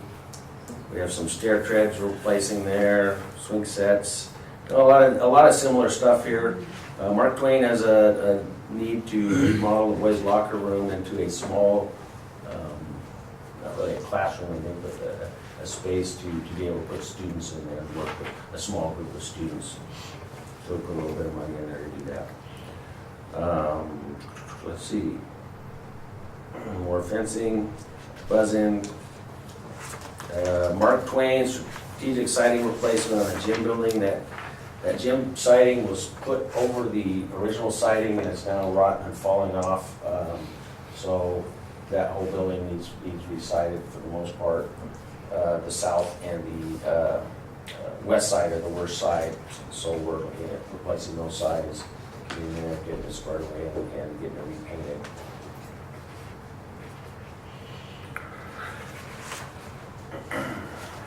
So more security locks at Bradham. I have some money in to complete perimeter fencing around the play fields at Bradham. Buzz-in entry system, swing sets. Robert Frost, some structural repairs that need to be done to the main entry awning. If you're going into the main entry, if you look up to your left, there's some beams that are actually rotted out that go across and support that awning. So looking at replacing those. Another key item, we actually had 3 dishwashers that are on the list in our kitchens. They're outdated and needed replaced, but Robert Frost is the oldest and by far the worst. So that one we're going to replace. We can't get parts for it. We've been retrofitting parts on that one, Mark Twain, and then the middle school is the other one that's on the list, but we just limited funds, we can't do them all, so. And Robert Frost replacing the carpeting in the corridors and classrooms. So that's mostly corridors, actually. So more buzz and entry, swing set. Scotts Mills, we have several walls that we have really bad siding needs replaced. We have some windows that are leaking and so on. So we're just trying to pick areas and do complete walls, the ones that are the worst.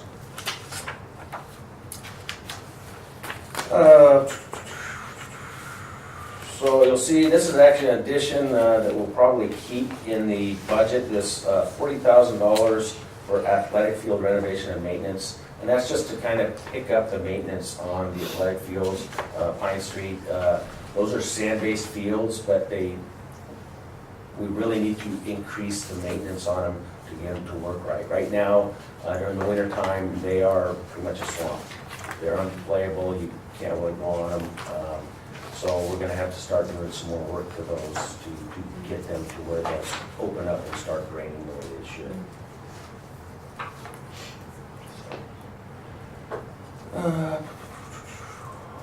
So I put $10,000 in here for strategic roof patching at the middle school.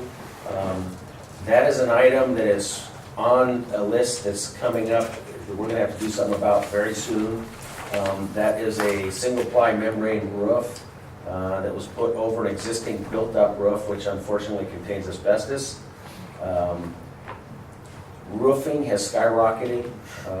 It's over $20 a square foot is what it's going for a built-up roof, and asbestos abatement is going for $10 to $22 a square foot, depending on when you want to do it. So that's basically about $1.5 million to redo the roof on the areas of the middle school that we are currently using. That's coming down the pipe here. So in the meantime, we're going to try to patch it. We've had some leaks this year. We were fortunate to get some dry weather and be able to get the water off the roof and get it patched. So that's the one challenge with the membrane roof is when it's wet and a lot of the areas actually pool water and can be an inch or so underwater all the time. So you have to wait for dry weather to get it out. Get it patched. And you see the radon mitigation for middle school. Additional abatement costs. We have the middle school gym seismic project, which we're doing with grant funds this summer. And there's the grant funds will only pay for stuff that's impacted, but it doesn't make sense to take part of a floor. It's really not that much more to take the whole floor at the same time, and so we're putting a little bit of money in to make it cost effective, more cost effective for the district to take care of those issues. And that's what that's for. Victor Point, I see the number here to replace the main entry and rear entry door systems. We have been fighting those old doors, yeah, all year. We've been up there numerous times, and it's just, they're due to be replaced. We need to fix that. They swell up, we go up sand them, they swell up again, and then they stick, and people can't get out, and it can be a dangerous situation. So that pretty much is the highlights and concludes. I don't know if anybody has any questions on any of these projects. These items are reflected in a line item form on the budget itself, I gather. All of the ones in green, and I should have clarified that, are general fund projects. So if you see on the second page, the green items are general fund projects, and they are reflected in this budget. So the blue items are capital project funds, so Right. they're coming out of a different account and it's not general fund. So they aren't listed as line items in the budget. So I think I'm getting some clarity on these budgets. The schools are presenting us with the budget for the services they provide. The district is providing monies for the properties and the plant and equipment. Correct. Yeah. So you're the landlord on the buildings, they're the workforce in the building. Well, I guess the way I look at it is I try to do my best to keep things running and keep those buildings operating in a fashion so that the students and staff can just concentrate on teaching and learning. So, does that make sense? Yeah. So- Are you ready for questions? Oh, if you want to have questions on the projects, or if you have a question on the budget, there's a couple things I was gonna Go ahead. go over in the budget. One thing that I have added and asked for is an additional maintenance 3 for our department. Currently, we have one maintenance 3, and our maintenance 3 is the guy that does most of the building maintenance, most of the stuff, from door locks to electrical to changing ballasts. I mean, pretty much anything you can think that breaks in a building. He's a great guy. He can't keep up. We have an HVAC technician who's been doing a lot of stuff helping him, but then it puts him behind also on all the things that he needs to do. And for a district this size, we really should have 2 building maintenance staff. I think it's very important. We've been kind of preparing for this, and as we've had positions that have become vacant, we had several other positions that were custodial maintenance 1, custodial maintenance 2, that we did not need that maintenance, and we hired only a custodian. So to make, I guess, the short of it is, we've already saved some of that money by rehiring lower classifications for other positions as they came up. So the other thing is, current maintenance 3 person I have is counting his paychecks. So he keeps telling me every month, he's got 13 paychecks, 12 paychecks. You know, I've only been in the district 2 years, so I'm still learning this district.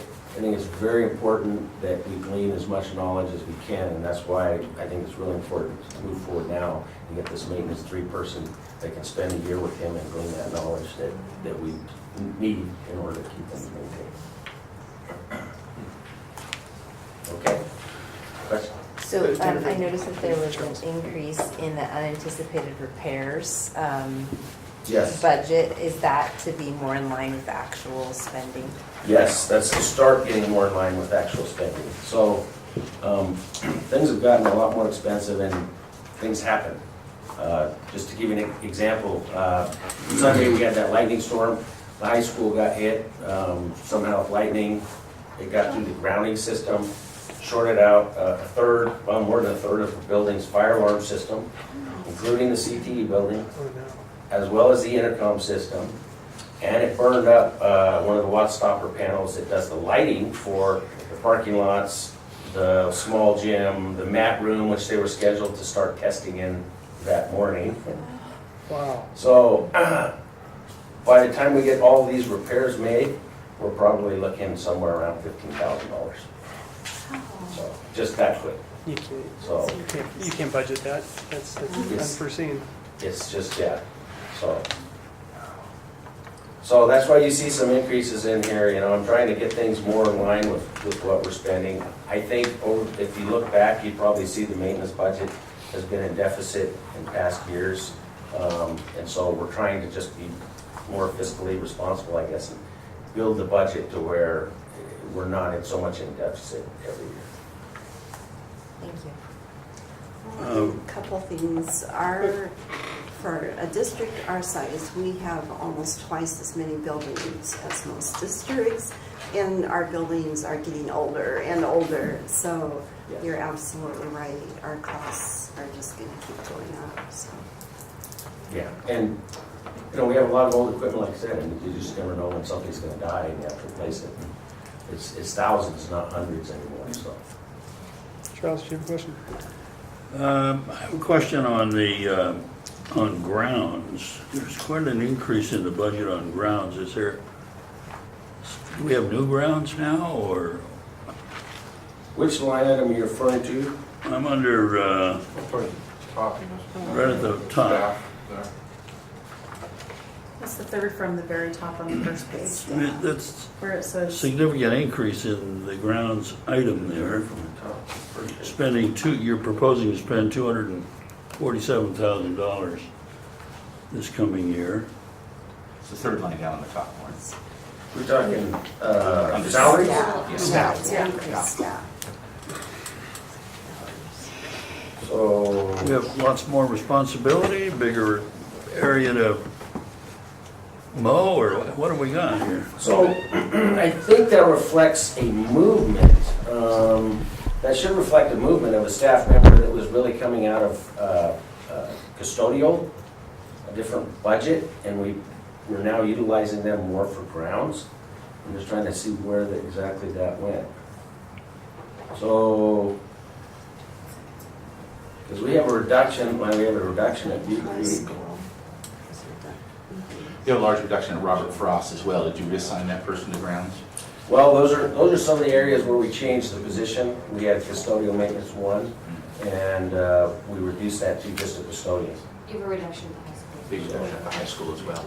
But I know the high school is where the reduction, where I think a big part of that was.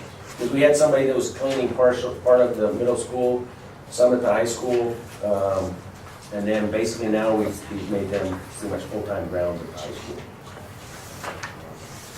And then later on in that same area, you have a maintenance secretary. And in 3 years' time, that budget has increased very significantly. Is that individual just more highly skilled in 3 years, or did you find it necessary to hire somebody with more technology skill, or what? No, it's the same person, but we felt that the duties that person was performing, she was not being adequately compensated at the time for the duties that she was performing. So 2 years ago, there was a increase in that position based on the duties that she was. Can I add something to that?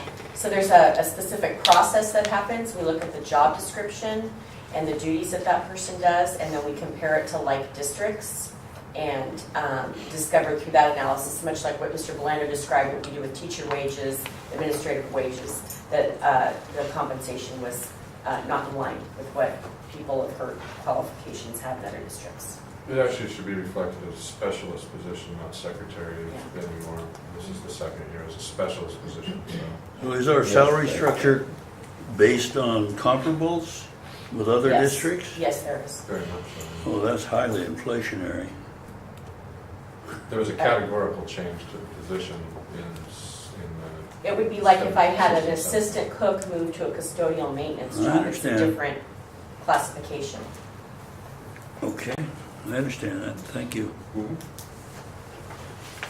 I just want to say that I appreciate how you brought up the HVAC person, that person, I remember a few years ago when that position was added, that was a really big kind of issue, but maybe they were concerned about salary, and I like the fact that that person is actually doing a lot of things and seeing that follow through and how they're doing multiple jobs. I think that's great. It's been an outstanding addition, honestly. I mean, he's working on kitchen equipment and all kinds of I think stuff. that's really great to see, because I remember the discussion a few years ago and how that position was a really big deal, and that there were not many people who worked it. It's nice to see that this kind of responsibility. I think that's great. Thank you. Thank you, Lord. Thanks for all you and your team do. Appreciate it. Thank you. Keep the water out. All right, Drew Hines, You got it. Technology.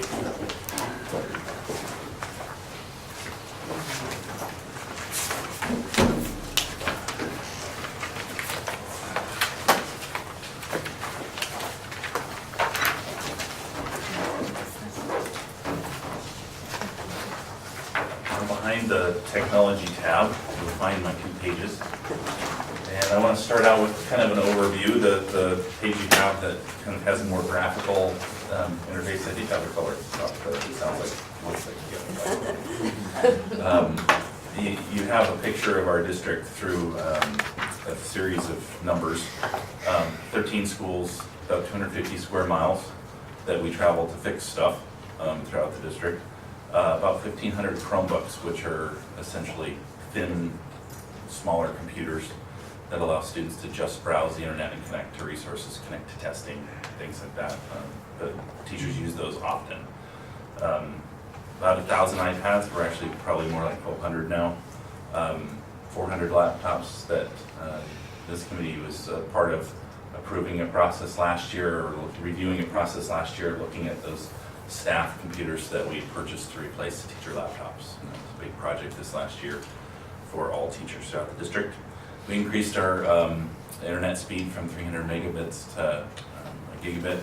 So we tripled our internet speed, and I think that's been reflective. Teachers and students alike have appreciated that, especially during the testing time. And that was thanks to our leadership, our superintendent, our network specialists. I'll talk about in just a minute. Another big significant change has been quality display. So fast internet, quality display, and friendly service. That's kind of what we're about. So fast internet, we've kind of accomplished that, but that encompasses a lot of other things. Making sure that there's a plugged-in computer with a docking station where the teacher's doing a lot of the work, because they'll get a faster connection through the plugged-in network than they will through the wireless. So it's important to us that they have fast internet to that teacher computer for streaming or other things that they're doing.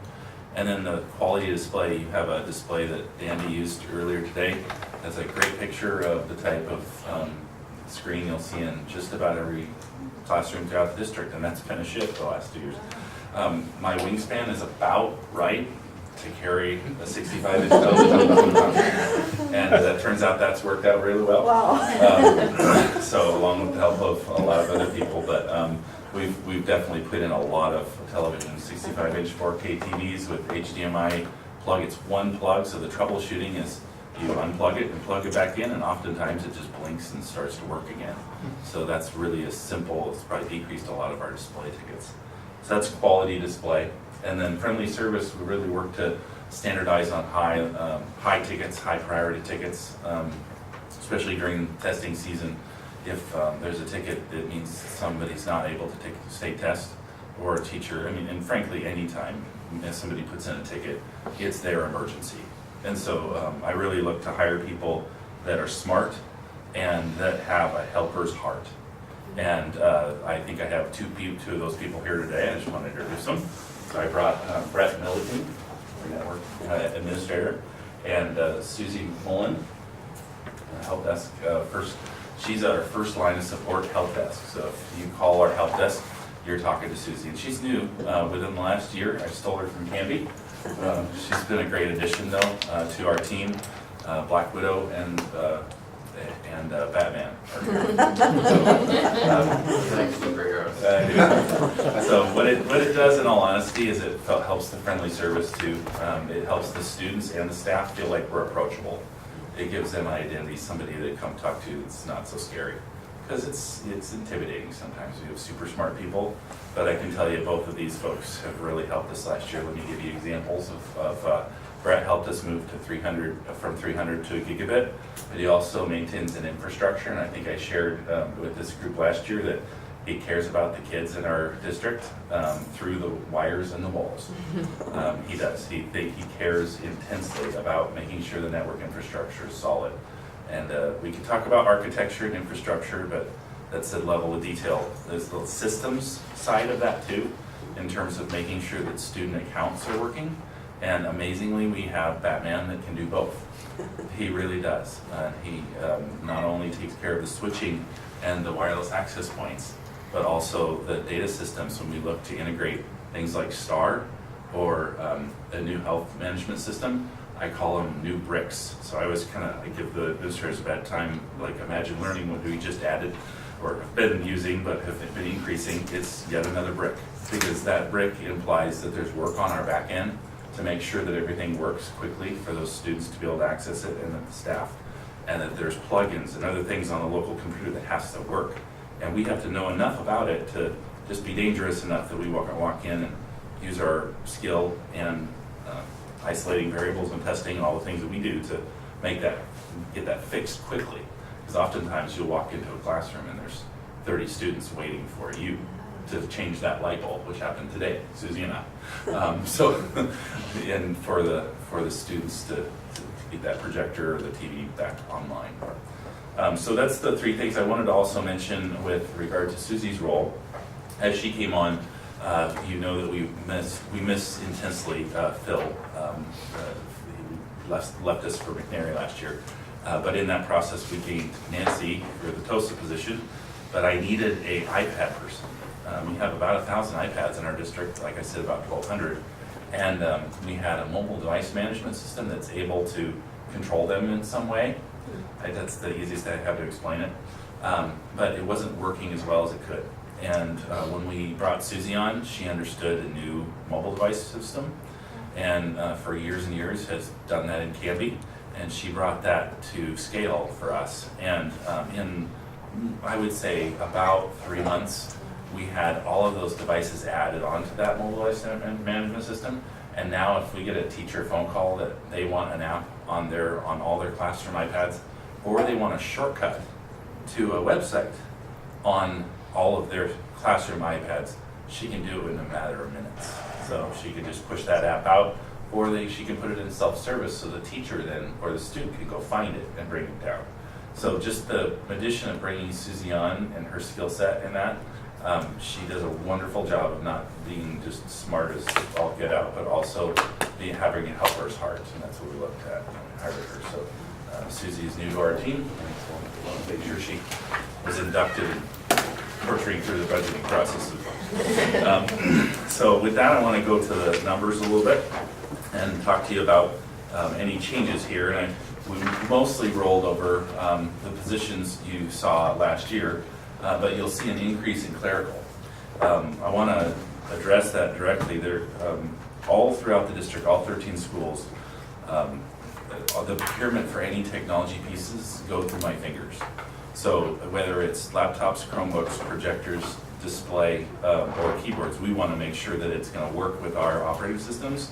So we're going to help with that process. And whether that's a budget code coming and me purchasing or me working with that secretary, it's a huge workload, but it makes a big difference because then when it arrives, you don't have to return it.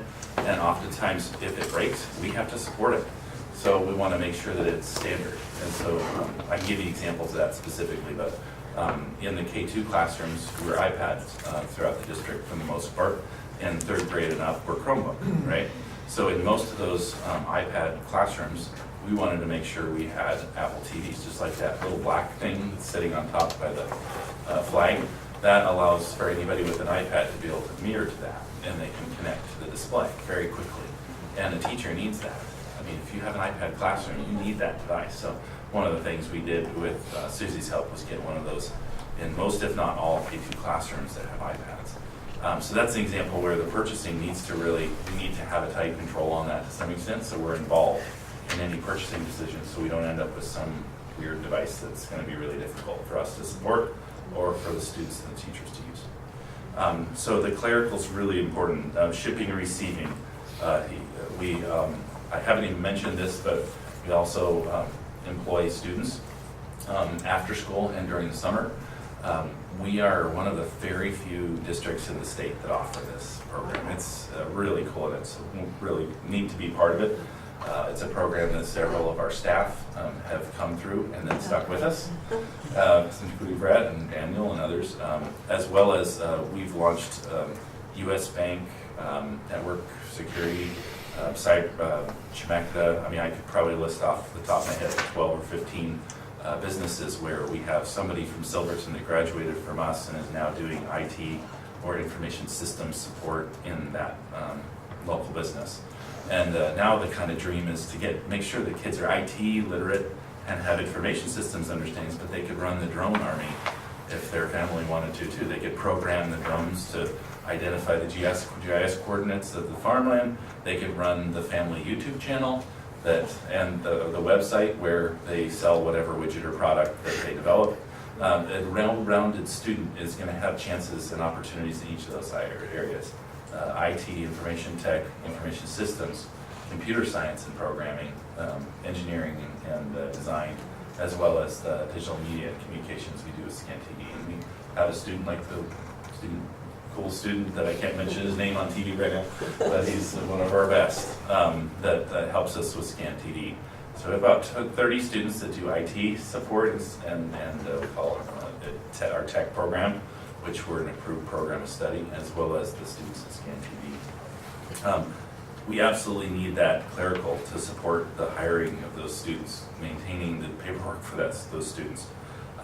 The program of study ends up generating paperwork, applying and receiving grants, running Scan TV, identifying events. We run almost 200 events a year through Scan TV, and we record and produce DVDs as well as put them online. So it takes a lot of man-hour and time organization. Contracts and grant deliverables, websites and information communication. There's just a ton of stuff that goes through the tech department, and we need a clerical to support it, and that's the representative increase there. When you talk about supportive technology, there's three pieces. There is the network and infrastructure, if you think of Brett, that might help you, and then the hardware, and that's the Chromebooks, and with Susie and those iPads and the Chromebooks devices. And then you have that third piece, which is teachers training. And professional development and training, it's almost equal. You need to be thinking about all three of those things. And I love that Leslie Roach mentioned when she was with you, talking from Robert Frost, that Drew's been talking to me about a replacement fund, because I have. Because they need to be thinking about what they're allocating for the replacement of the devices that they have purchased. It's not just you bought it one time, you have to pay for that to make sure that there's enough to replace and replenish the machines to make sure they're up to date. You can't, for example, use a Chromebook more than about 6 years. Google stops supporting it at some point. We haven't experienced that because Chromebooks are fairly new, but at some point Google will let those fall off, and then they will no longer be good for using for state testing because they won't have the latest secure operating system, and they won't ever update to that new operating system. Apple does the same thing to sell hardware. And so it's just the game with Apple, it's usually between 3 and 5 years, depending upon their latest iOS update and device hardware innovations. And then with Chromebooks, we haven't experienced it yet, but we're really close. So we have to set aside an increase, and that's the second increase you see there under regular programs. We're moving from $15 a student allocation for each student to $25. And that's representative of a student. If you think of a Chromebook replacement cycle, that's just about there in terms of having a replacement cycle that'll allow our buildings to spend enough on the devices to replace them as we need. The other expenses, as you can see, big network projects. We're upgrading email this summer to provide teachers a faster cloud-based internet-based email. There's lots of other projects coming, but you can see a slight decrease in the network projects, and that's really in particular due to Brett's Stewart. He takes it very seriously that we purchase used equipment a lot of times for switches and other things. That saves us a lot of money. And there's a lot of government agencies within the area, and you can go to Garden and other places like that and get a lot of used hardware that's just as good, that has some life left in it. And Brett and I both take that really seriously when we look at procurement for not just network, but hardware devices, monitors, all of the above. So I think that probably covers, for the most part, what I plan to share with you in this context. We've had a good legacy in Silver Falls for our technology department, and we're going to keep moving forward. We've got a great superhero team, and each of us have a role. We like where we work, and the students that help us. It's just really neat. So if you ever want to come visit, then get your background check done first, but and then check in, and we'd love to give you a quick tour. We have ambassadors in our CPE programs that are kind of their job is to help market and communicate about our program. And so each of their peer technical programs has a person or two every period that's designated to kind of talk really quickly about what are the components of our program. And I'd love to share that more with you if you're interested. With that, do you have any other questions? Just a clarification. So you said that you're moving from $15 a student allocation to $25, but I thought all the principals were talking about $15. No, well, this would be part of my 3 wishes, right?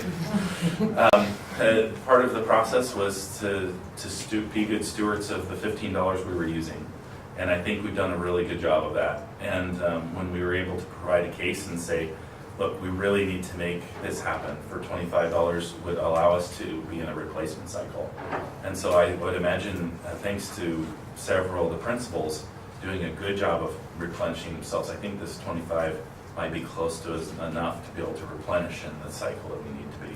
So 25 is where we landed for the, which will be an increase, a supportive increase then. So their numbers they gave us a few weeks ago were 15, so this was new. Yes. Weren't they? Am I wrong? Yep, no. No, you're not. No, you're right. 15. You're not wrong. Yeah, it was an extra, ask. Okay, there's extra coming that Yeah, they it was didn't one of my have wishes. before. Awesome.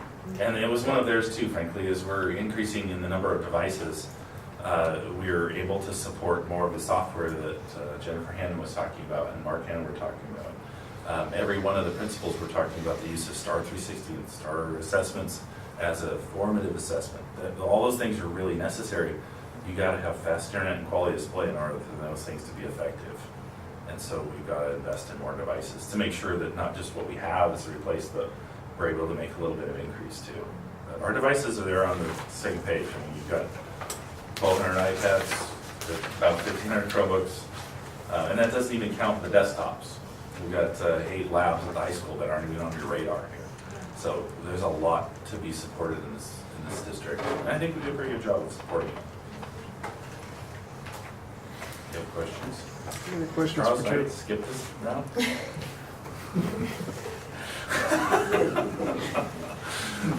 I better not give you any more time.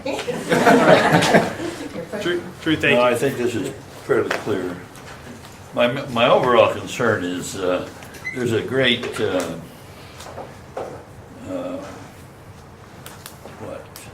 trend for technology departments to expand because everybody just loves those toys.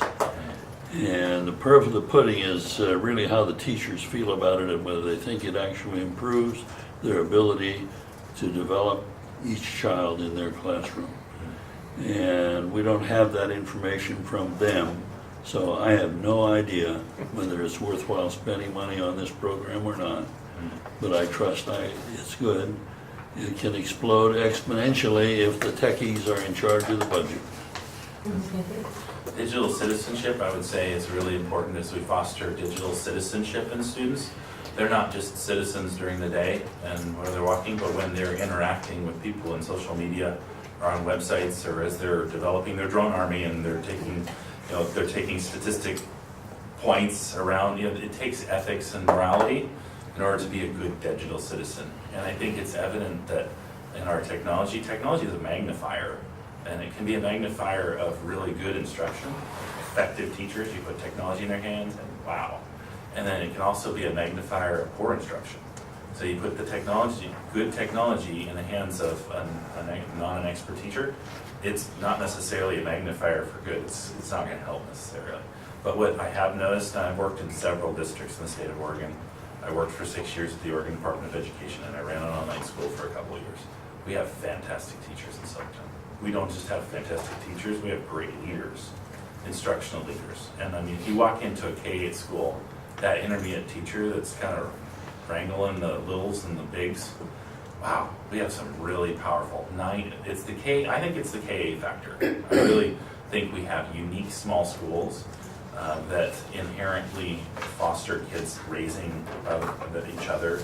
It's a community, every one of our K-8 schools. But that said, with the technology aspect, it creates complexity because every school expects their own identity. They want to have some of their own identity.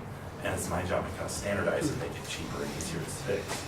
So I can't say that there wasn't the tension, but I think it's been good things even that are happening in the future. You'll hear about next year probably.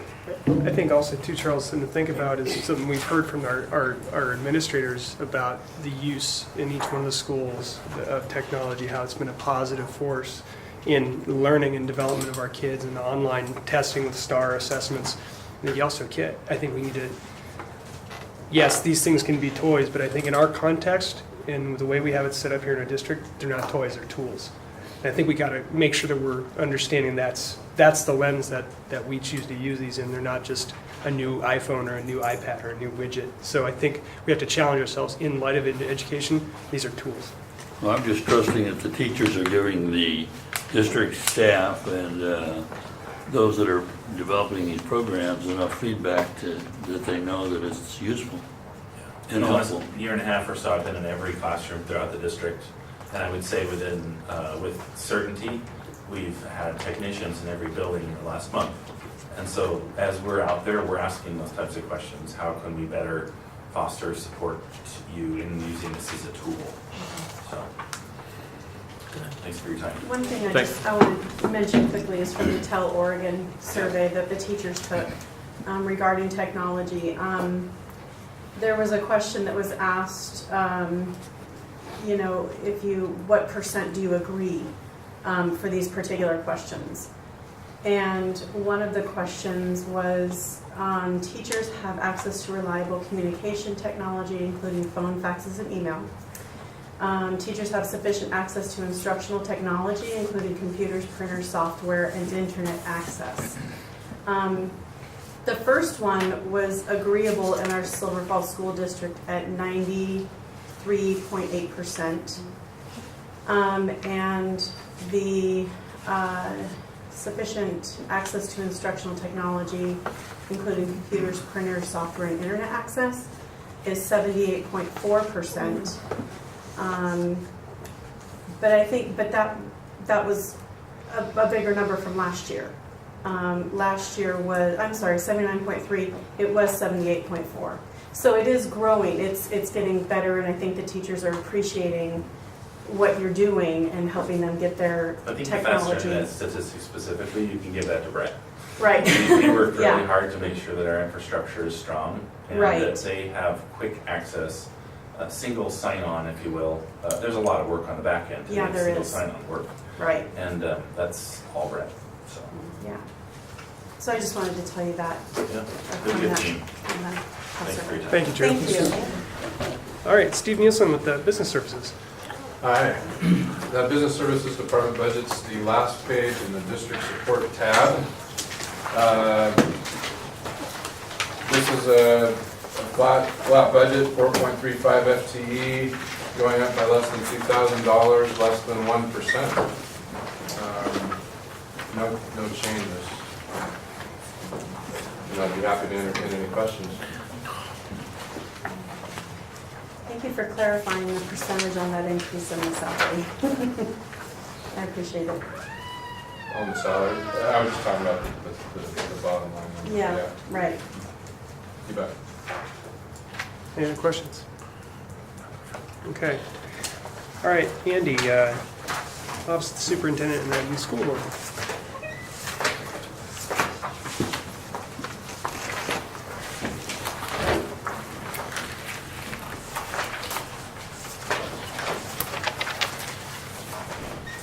Thank you, Aaron. First of all, I want to give a shout out to all the administrators and directors that have been here this evening, Dana and Jennifer, and Danny, and Mark, and Lauren, and Drew, and Steve, and each of the principals. Like I shared in my comments earlier with Charles, that this is a one-of-a-kind presentation for each of you, and while it may take a little bit of time and the questions are good, I think what it does is creates a real, complete, and thorough understanding of how we operate as a school district. And I have a real sense of pride every time I work with each of these administrators and directors. They're the real deal. And when we talk about the caliber of this district and its high performance metrics, teachers do an incredible job as well, of course, in our classified employees, but we've got some pretty incredible leaders in this district. So I appreciate each one of them for what they do to make it happen. So with that said, going directly to the tab that says, it's the second page in under district support, district administrative requests, student services, general administration. This page is split into two. One of them is Board of Education Services and Office of the Superintendent. We'll begin at the top first of all, and Charles referred to this earlier with an increase in a communication specialist, and this is an ask. It's a request similar to some of the information that Drew just shared regarding technology in this school district. The communication needs of this school district are increasing literally every week. Many of you are parents here, you know what kind of response you expect from your school district, and the school district of nearly 4,000 students when it comes to meeting those expectations of communication requires somebody who's trained and talented to do that. The days of sending home the Friday weekly memo are gone. We still do those in some cases, but if there's a bus accident, parent expects to get a notification on their smartphone within 20 minutes, and that's reasonable. If there's a power outage or telephone outage, or if there's a school delay or whatever it is, folks expect more than a telephone call. They expect it on the website, they expect a social media post, they expect the television and the radio stations to be reporting it, and that is literally the changing nature of technology as it relates to communication in this school district. And frankly, we, myself included, can't keep up with that unless I have a person that's dedicated to that task. We've had one person in the district who has done that for the last year or two at a half-time level. The salary there is actually a bit misleading because this person is funded from 3 different accounts currently. It's Derek McElfresh, and while that shows only the 35, we actually get about half-time, maybe a little bit more than half-time out of him, but we're also taking time away from the high school and some of the information systems that he provides from other budgets within the school setting. So this proposal is to increase that position to full-time communication specialists for the district. And when I think about the needs that parents expect and the community expect of us, I also think about the feedback that we're going to be expecting next year with a full reopening of the strategic plan. Tomorrow, each one of you, if you're on the district email blast, you'll be receiving a notification that's something called thought exchange, or public engagement, that we last did about 2 years ago. Again, checking the pulse, getting feedback from the community about how we're operating as a school district and what some of our needs are. Derek McElfresh will be operating that. So that's the need. I believe it's justified, and it's something that's critical in 2018 and beyond to have that kind of communication coverage. Otherwise, I do want to highlight a couple of other items that I'm certain that you'll note. First of all, you'll see a zeroing out of, under the Board of Education Services, the legal notice publications. Those are not going away. We've actually incorporated those into the printing, binding, and postage services, and many of our public notices are also done electronically now as well. We're still required, as we did for this budget meeting, to put it in the local newspaper, but many of the public notices, in fact, you'll see a tab on the district website that says public notices for that specific reason. You'll see a drop in legal services. We're not dropping legal services overall. The Willamette ESD actually created legal services support attorney that we are utilizing through our what's called transit or flow-through dollars. It's an allocation that's directly given to the Willamette ESD, and then through their budget we purchase those services. So we have actually increased our legal services because we use those services through the Willamette ESD from the WESD flow-through dollars, and those are dedicated largely for personnel legal services, contract management legal services. The $20,000 that remains in here is targeted specifically for things like real estate, construction management, legal services, special education legal services, and things like civil rights legal services. So we have both. We just have 2 sources for those legal services now, and it's actually increased from the current year. The other change you'll see is on the bottom, you'll see the Office of the Superintendent, 232385 communications website e-newsletter. That for the last 2 years has been a contracted service of $13,000. Those funds are actually being moved to support the communication specialist for the district. That just made sense to me. It internalizes everything, and we'll no longer do that contract with the person that has provided that for the school district for the last couple of years. So those are the major changes that I wanted to point out to each one of you, unless I'm missing something here. Be glad to answer any questions. Any questions? What's the meals, mileage, and lodging? It went from 2,300 to 3,000. It's just gone up quite a bit significantly each year. Yeah, similar to what Charles asked for earlier, that's actual and we have much more active board members this year for things like the OSBA conference and the Central Working Conference that we had in the past. So okay, that reflects activity of you as a board. The OSBA line, is that just membership? Yes.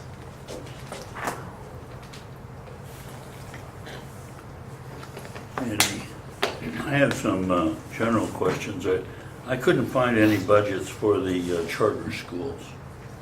Yes, charter schools are, we have them as separate. They're within the document you just received tonight, Charles. Well, they're in the summary version, which is Right. the level we appropriate at. They're at Fund 700. They're tracked on our books. We provide the fiscal services for them, but they have their own school boards that review and adopt their budgets. So we don't scrutinize their budget, but we do carry the information they provide to us in a appropriated form. We do derive some revenue from the charter schools, do we not? We do. Where does that show up?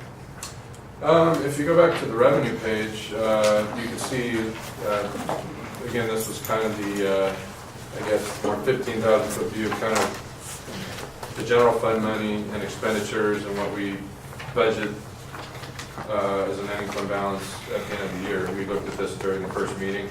The charter schools are listed here as an expense as far as the flow-through dollars. When I went through the state school fund sheet, you remember the ADM for the enrollment for the charter schools is included in our state school fund payment that comes to us, and we pass through the dollars to them, and then they make their own detailed budget from there. Sure. But the revenue, and that's a very good question, if you go back to the revenue tab and look at the state school fund sheet, I was actually just calculating that today. When you look at this sheet that I just showed, they're funded at 80% of $7,786. So when you go back to the state school fund sheet here, our total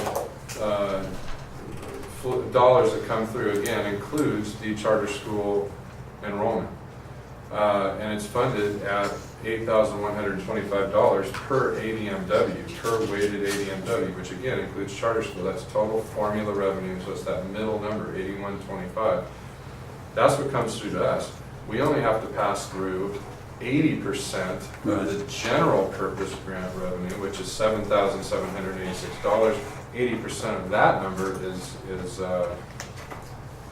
$6,229. So if you take the difference between the 8125 and the 6229 per student that we pass through to them, that's a net hold or benefit on our behalf of $1,896 per ADMW, which for them combined is $262, which comes about $500,000. Yeah. And to make that itemized for myself, I would have to make that calculation. It's not showing up on the sheet.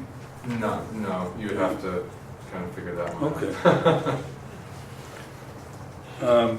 Andy, another question I had, I was just curious. I was going through all the individual school budgets, and you've got Ute Creek and Mark Twain, and let's see, there are 5 schools. The principals all have the same salary. That seemed a little odd to me. Well, it could be. I mean, we have some similar.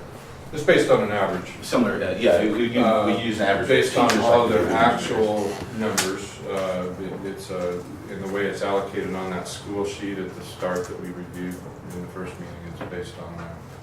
So that says they all have the same seniority and experience and qualifications to earn that salary? No, we do the same thing with teachers. Well, we budget by averages because that allows us, really for ease of understanding as much of anything. We can sure do actuals, and we can do actuals with teachers, but that would be very, very difficult. So it's, when you have almost 300 teachers in the school district and as many licensed folks that we have, budgeting on average allows us to be able to help better understand it and really puts us in a position of I think, having a pretty accurate reflection of what we have in our schools. Principals are the same way. So if we had one school at the end of Slater Street that had 100 kids, and another school at the other end had 100 students, and one school had a lot of newer teachers, say right out of college, and the other school had more veteran teachers, School A might be able to hire 10 teachers and School B might be able to hire 7 or 8 teachers. So that's why we go with the average, because we don't want one school to be hurt by a higher teacher cost. Yeah, there's only one administrator per school, but you could have, there might be a $10,000 or $12,000 swing on that scale, and so we just look at the actual cost for every administrator in the schools and total that up and do the average, and they kind of get the average number based on the FTE they have in their school. I mean, not every school has a 1.0, obviously, as you see in the budgets, but it's based on How do you decide to do the averaging? You have 13 schools, 5 of them have the same, 5 administrators have the same salary. They don't have the same salary, it's an average. It's just your average, but how do you determine that the other 8 have different varying salaries? Now, you're talking about the FTE level, because it's all based on the same cost per 1.0 FTE. Yeah, I mean, if I go to, let's see what I can do. If I go to Central Howell, for example, the administrator in Central Howell Would be a 0.4. is, oh, I see, the average is for a 1.0. Correct. Yep. Mhm. So the 68,000 for that school administrator is the 0.4 calculation. Correct. Right. I got it. Okay, that's understandable. Thank you.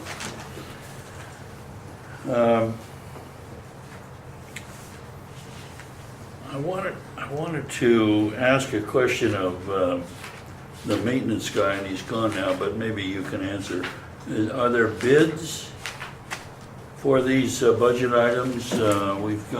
We were given this sheet showing all of the capital outlay that you're making. Yes, we follow all state. So you got fencing and whatever. I mean, do you do a competitive bid on those things? Competitive bids or Is this a guess on your part of what the bid is going to be, or have you actually got the bids in hand? No, we don't have the bids in hand. We have estimators. Yeah, okay. Good. And I also had a question. I was very interested that in the high school you are shifting from causing students to pay for supplies in, say, culinary arts, to having the school pay for that. So that was part of their budgeting process. But I wanted to go back to the insurance for athletics.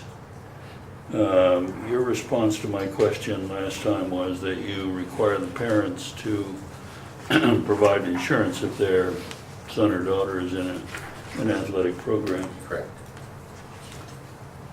Is there a standard for that? Is there a policy that you direct them to that they have to pay for? I believe there is a policy about that, Charles. I couldn't cite it right now, but I believe there is a policy. And when we think in terms of what we can provide as a school district, when it comes to elective choice, students don't have to go out for football or basketball. It's a choice. And so knowing that choice is there, then it's reasonable to expect that parents would have Right, but obligation. culinary is an elective, is it not?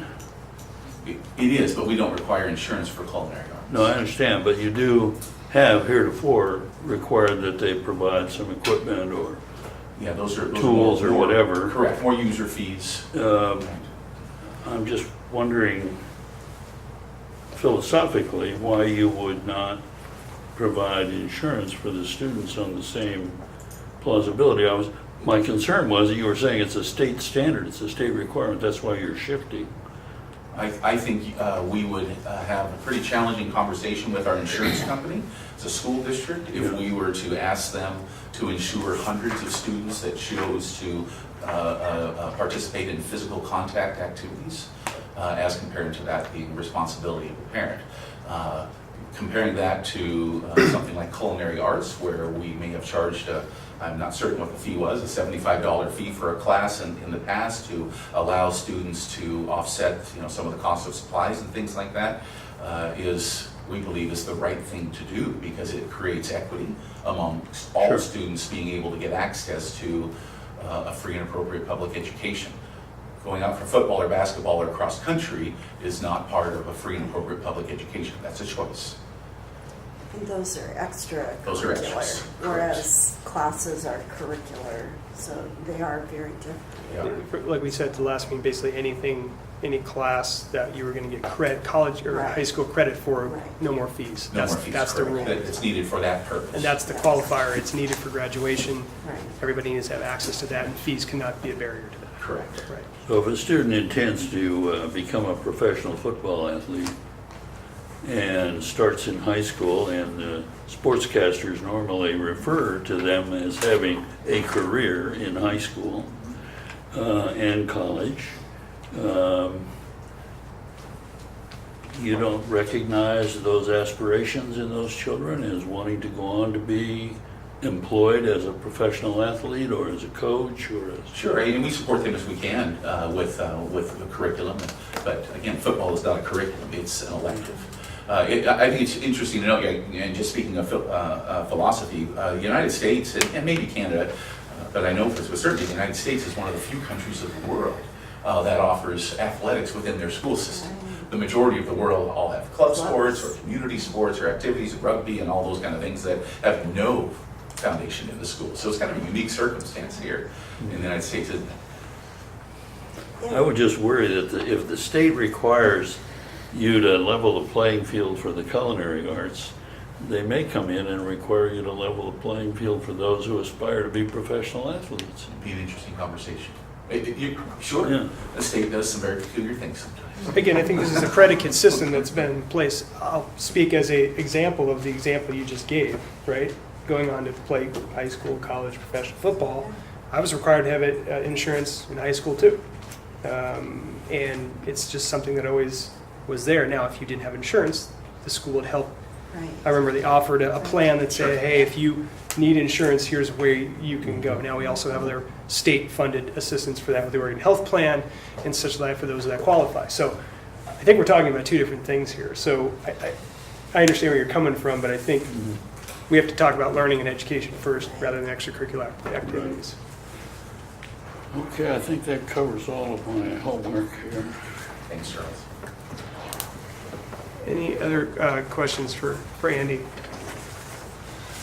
All right, Andy, at this point, you have the budget message for us now too, I do. correct? Yeah. Okay, why don't you just, Right into that, that'd be why don't we great. just go into that? Each one of you should have a written copy of this, but it's real important to me that I read this out loud. Now, is it it's in the No, binder? actually, it's in the tab under agenda, I believe. Okay, thank you. Yeah, after the green sheet.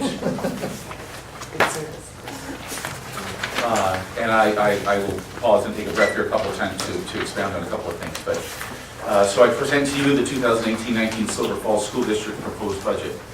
This budget is for the second year of a state K-12 funding level of $8.2 billion. While the state appropriation was split 50-50 each year, approximately 49% of our funding revenue, Silver Falls, was budgeted during the current fiscal year by choice, and this new budget reflects use of 51%. This budget maintains current general fund programs, staffing positions, and service levels. It also provides sufficient funding for some expansion of services. We are in the fortunate but rare position of knowing a few variables and making minimal assumptions, which we can't generally say. We are administering known costs from midterm collective bargaining agreements with both associations.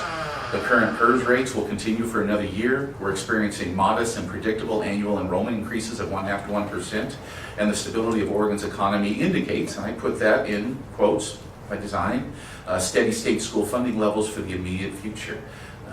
The example that I shared with Mark Hannon about Mark Hannon's experience earlier today was specific. I can recall having that conversation with Mark at the time, and it was literally in the middle of February, in the middle of a fiscal year where we had to make 10% cuts, simply because of the state funding in the state of Oregon. So I'm feeling pretty good about it. I'm guardedly optimistic that we will continue into the immediate future with the stability that we have now. So however, at this time next year, the state legislature will be in session and school funding levels will again be unknown. We'll be bargaining with the License Association, and increased PERS rates will be pending, and they're really unknown at this time. The reality is we'll be back in an unpredictable cycle of school funding, which makes it challenging to support the vision for Silver Falls School District.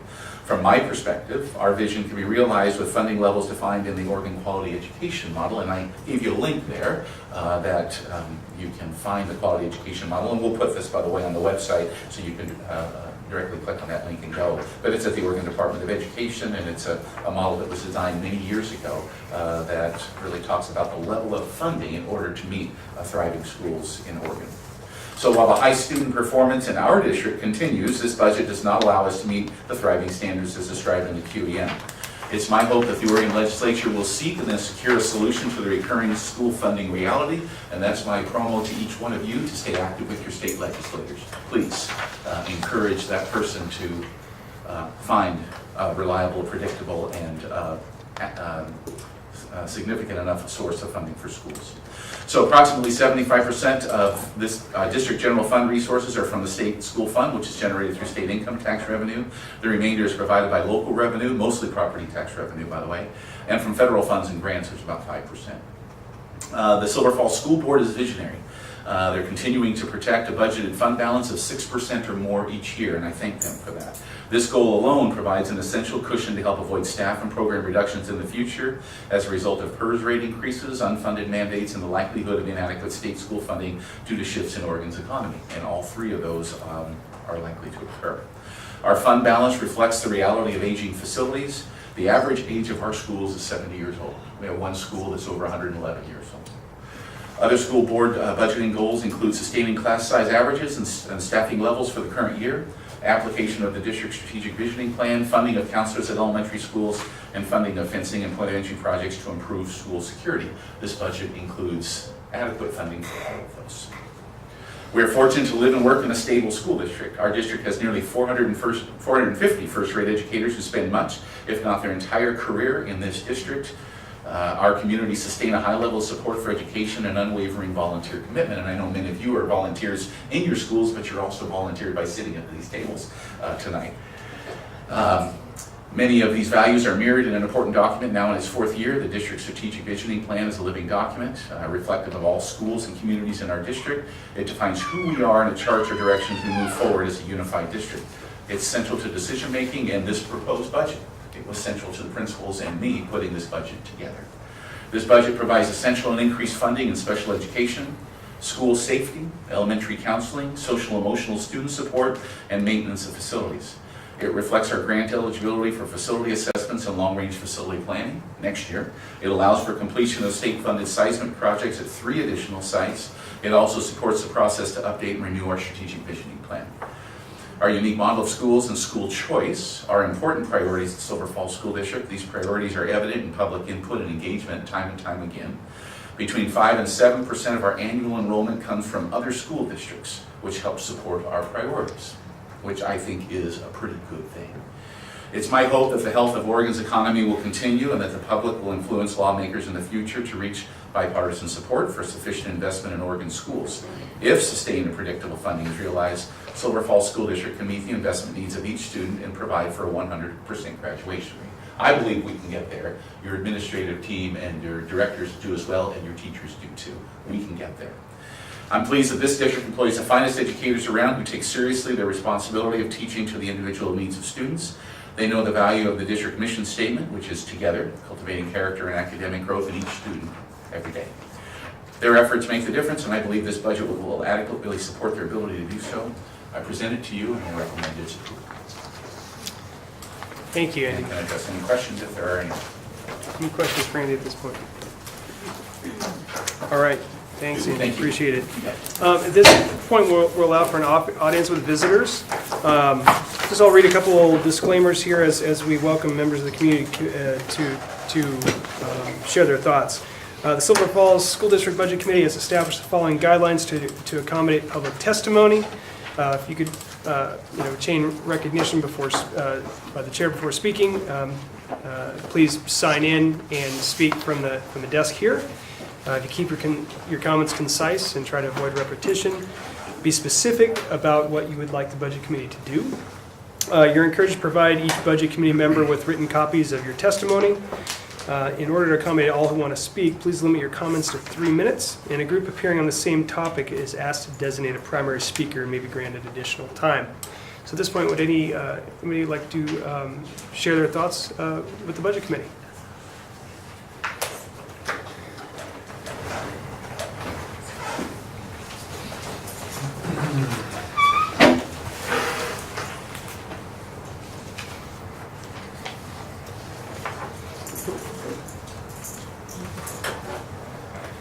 Sarah Whitesman, Silverton, Oregon.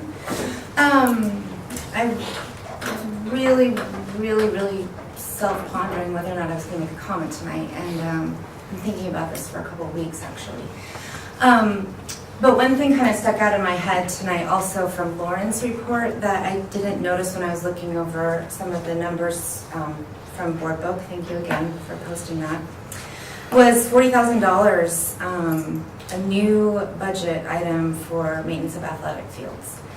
And when I see a number like that and I think about programs that are being cut or not fostered enough, I see a number like that and I think, okay, well, that could be something like the Silver Fox Foundation works on or something like that. Why are we focusing money like that towards athletics, which I'm not against athletics, I think they're great, but I see that when I hear Steve talk about like a 1-person FTE, I mean, that I don't know what it would be, but maybe that's a 0.2 or a 0.4 person or something like that could be actually a teacher in our classroom. Anyways, that was just one of the things that kind of stuck out with me tonight. But really my comment tonight is that the board goals, again, I'm going to refer to them probably now for the time, that the school board goals are to maintain district staffing and programs. And I really feel that adopting this budget doesn't meet that goal. And so as a taxpayer, not necessarily even with my association with Children Friends of Music, I feel that I would want you to vote no. And that's hard for me to say. I honestly, like I said, it's hard for me.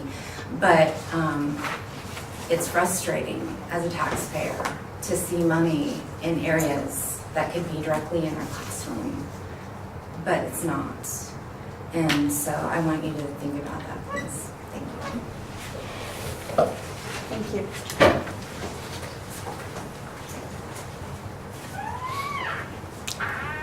Anybody else like to share with the committee?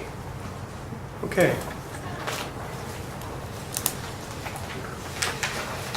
So at this point, we'll have open the floor up for discussion regarding the proposed budget. So I'll open the floor. If anybody has any thoughts, comments, anything they'd like to discuss? I'd like to just follow up on Sarah's comment. I do see her point about, I think she's specifically talking about the music program at Butte Creek, and I definitely can understand the perspective of seeing that as a cut. I can also see the principal's rationale because she didn't believe that that's going to be a sustainable program over time. And I can see where you would think that it was a not reaching the board goal. I could see that rationale. I probably will vote yes, regardless of that. But I think that it opens up a conversation. Every goal that is made isn't achieved necessarily, but I think if you don't achieve it, that's an opening. That could be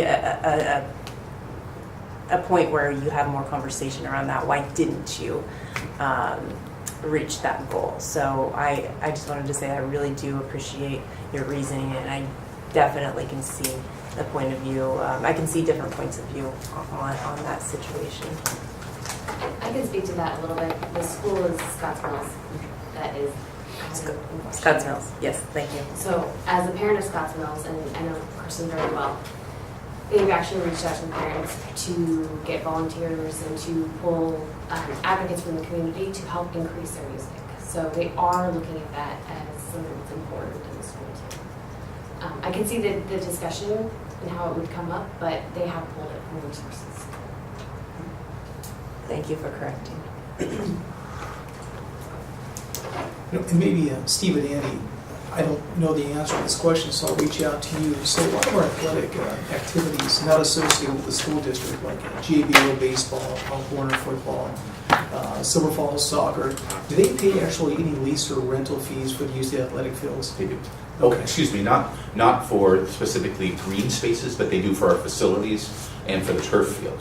Okay. But our green spaces, according to policy, are accessible by local youth organizations, essentially at no cost for the green space. They're regulated, so they have to sign up for them for their use.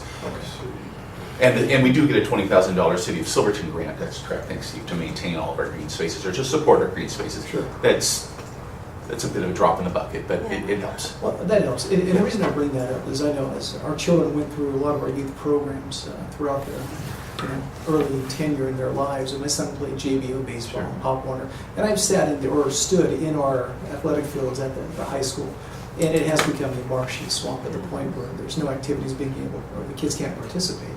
So if there are compensating factors like income from the city of Silverton for the fact that we do allow that, well, if Lauren is talking about $40,000 to allocate towards maybe the proper maintenance to avoid those issues, well, that's a compensating factor. So maybe that $40,000 is not quite 40 when you add in the money from the city of Silverton. So maybe something just to keep in consideration, because Sarah, I do understand your concern about where it may appear that we're pulling money that could be used for those programs. In essence, it really is something that's mandatory necessity to upgrade and maintain the fields from becoming a marshy swamp, therefore having to allocate more funds just to repair those fields.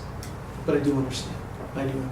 It's almost like it's the ounce of prevention prevents the pound of cure. If you spend 40 now, does that save us 300,000 in 3 years because something has become so unusable that it's not accessible to our community members, Well, we kind of have to draw a line somewhere. I mean, yeah, we have high school football, for instance, but, you can't sit there and say, well, hey, the little kids don't get a chance to. The school district now needs to provide for Pop Warner football.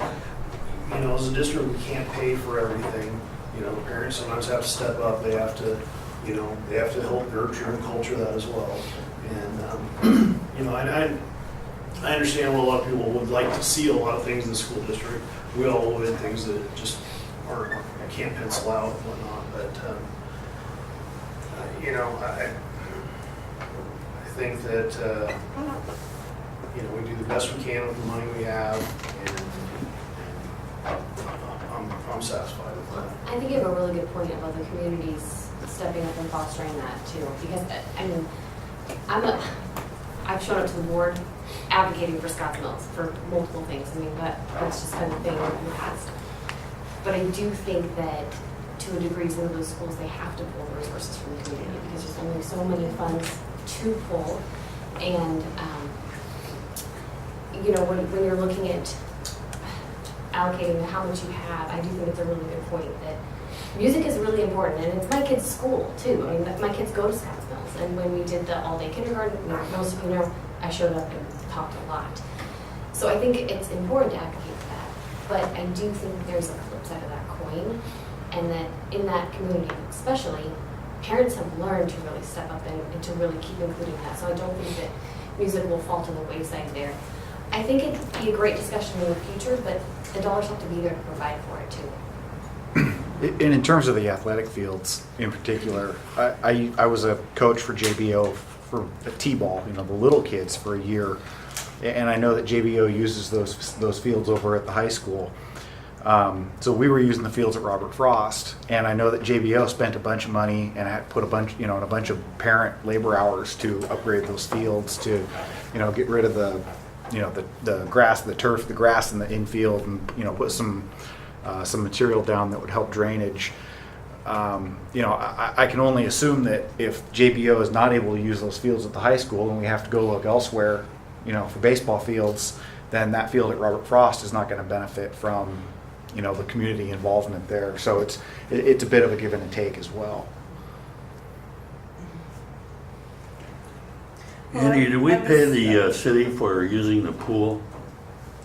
We do, Swim team. for the swim team, for our swim team. We rent the pool. Many jurisdictions have interagency agreements with the school and cities to budget a portion of the city revenues to have availability of the school playgrounds for the community. Yes, we have that. But do they pay for that? They do. They do budget Yeah, for that? they do budget for that. They do. And where does that show up in our budget? It's a grant revenue source. I'm not certain exactly. It's $20,000 that we get from the city as a revenue source to help offset the costs of green space maintenance. Okay.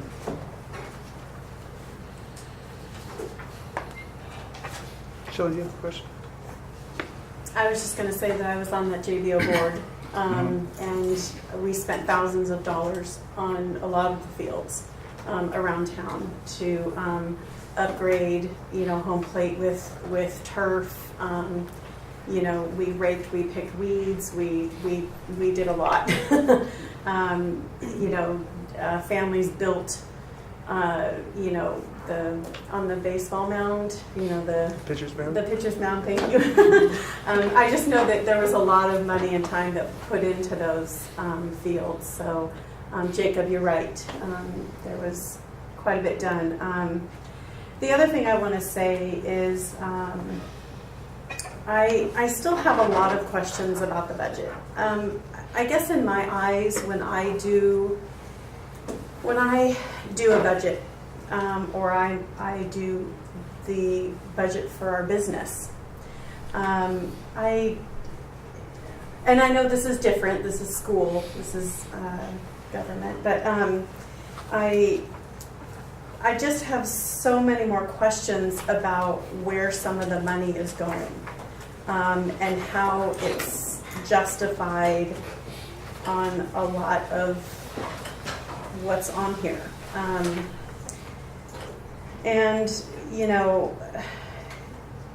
I could, ask more and more questions, but I don't feel comfortable passing this budget. There's a lot of people in our community who have approached me about the budget and past budgets in this district, and they have a lot of concerns, and they feel comfortable coming to me because I'm a board member, and on the budget committee. So I think there just needs to be more research done and more looking in depth to where a lot of the dollars are going and where we want them to go. What is our priority? What really is our priority? Where are those pennies going?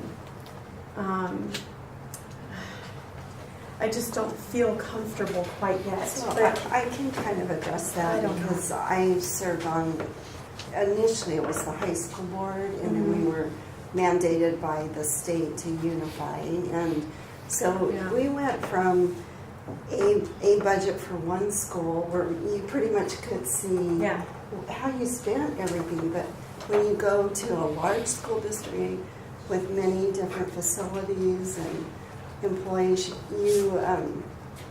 what you do, you lose more of that in-depth, but you have to trust your people.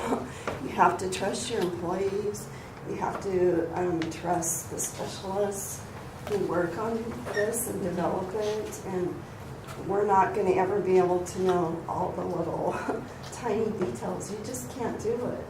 And so that's where you truly do have to rely on the expertise of our leaders. And I feel like we have very competent leaders, and they're very thorough, and I thank you for all your work. But you do lose, even our hospital, we've gone from this nice little community hospital I know. to now we're this huge legacy organization. Yes, I know. We lose so much of the local control, but that's the way it is. I want to buckle I just on wanted to kind of get that on record, I guess. Yeah, and I want to just kind of buckle on what Betty Jo says. I think what we have to look at is it comes back to that word trust, Yes, it does. right? we have fabulous administrators. We have fabulous teachers. We have fabulous, superintendent, assistant superintendent, other directors in our district. I think the empirical question comes back to, I hear you a lot of concerns, Shelley, but do you trust our site administrators or not? Well, there's a lot of people in our community that don't. Okay. So Have you addressed any of your I- concerns specifically with the site administrators at all, or before, or? No, because I only do that in public. Okay. I only do that in a public meeting. And I never, don't never think it's even ask any ethical. questions through I don't think it's administration at ethical all? to do or- it through email and backdoor talks and all that.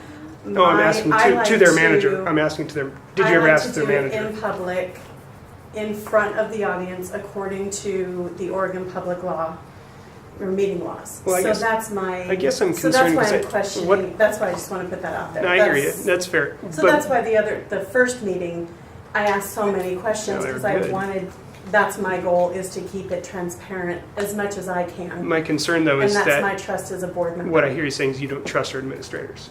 I trust the high school administrators, and I trust our teachers and what they say in the Tell Oregon survey. And I really look at these in depth when I'm researching different things in our budget. And there's just been a lot of distrust in our administration. And, that's a fact. And so it's my job as an elected board member and as a budget committee member is to really look in depth at and research the information. Well- So I think that's what I'm saying is I'm doing this for the people in our district, and there's a lot of them who are trusting me to do the best job that I can. So I'm putting that out there now because it is incumbent upon me to do that. It is ethical and it is morally right for me to do that.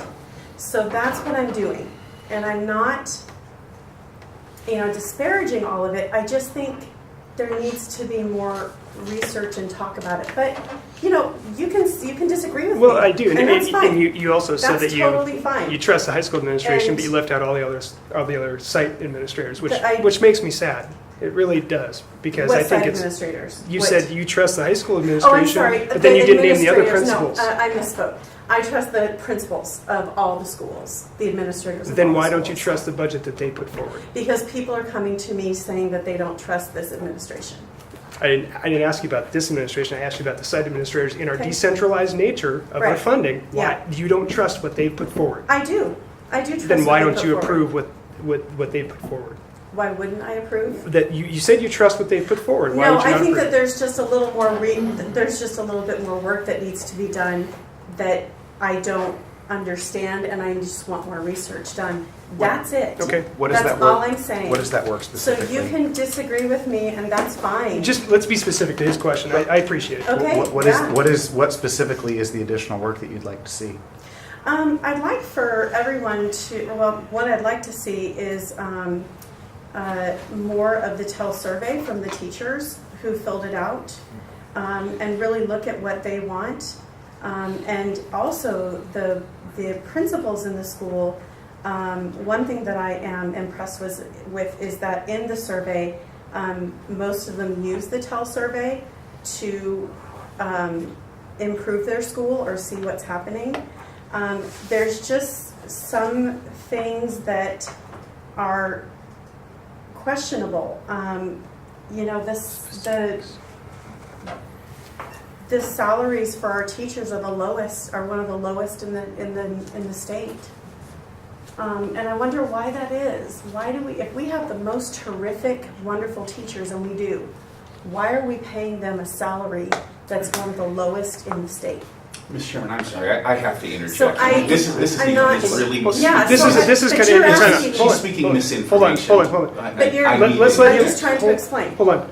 Okay. This is an administrative directed question. I can't answer it neither anybody Right. here. Let's let Andy. Yeah, answer that's, that. the two statements Mrs. Nealon just made are entirely inaccurate. We received the TEL survey results literally 3 weeks ago. Well, we're going to spend a full school board meeting in about a week. We just spent 2 hours today, Shelley, discussing the TEL survey results. The principals don't have that information. They did not incorporate that into any of their budgets.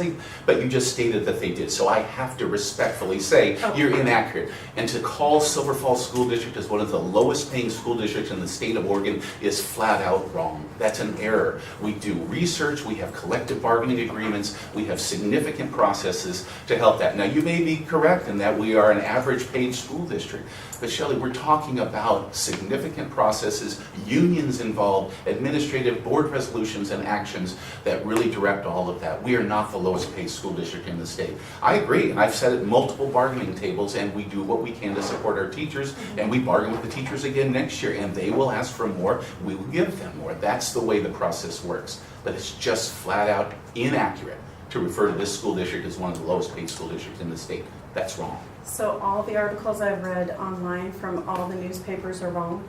No. Okay. Shelley, you just said that we are one of the lowest paid school districts in the state of Oregon. We are that's one what of the it says lower here. paid 5A school districts. That's correct. Yeah. So it is my responsibility to share this information at this time with this committee about the feeling and perception of what's happening in the district. And it's important because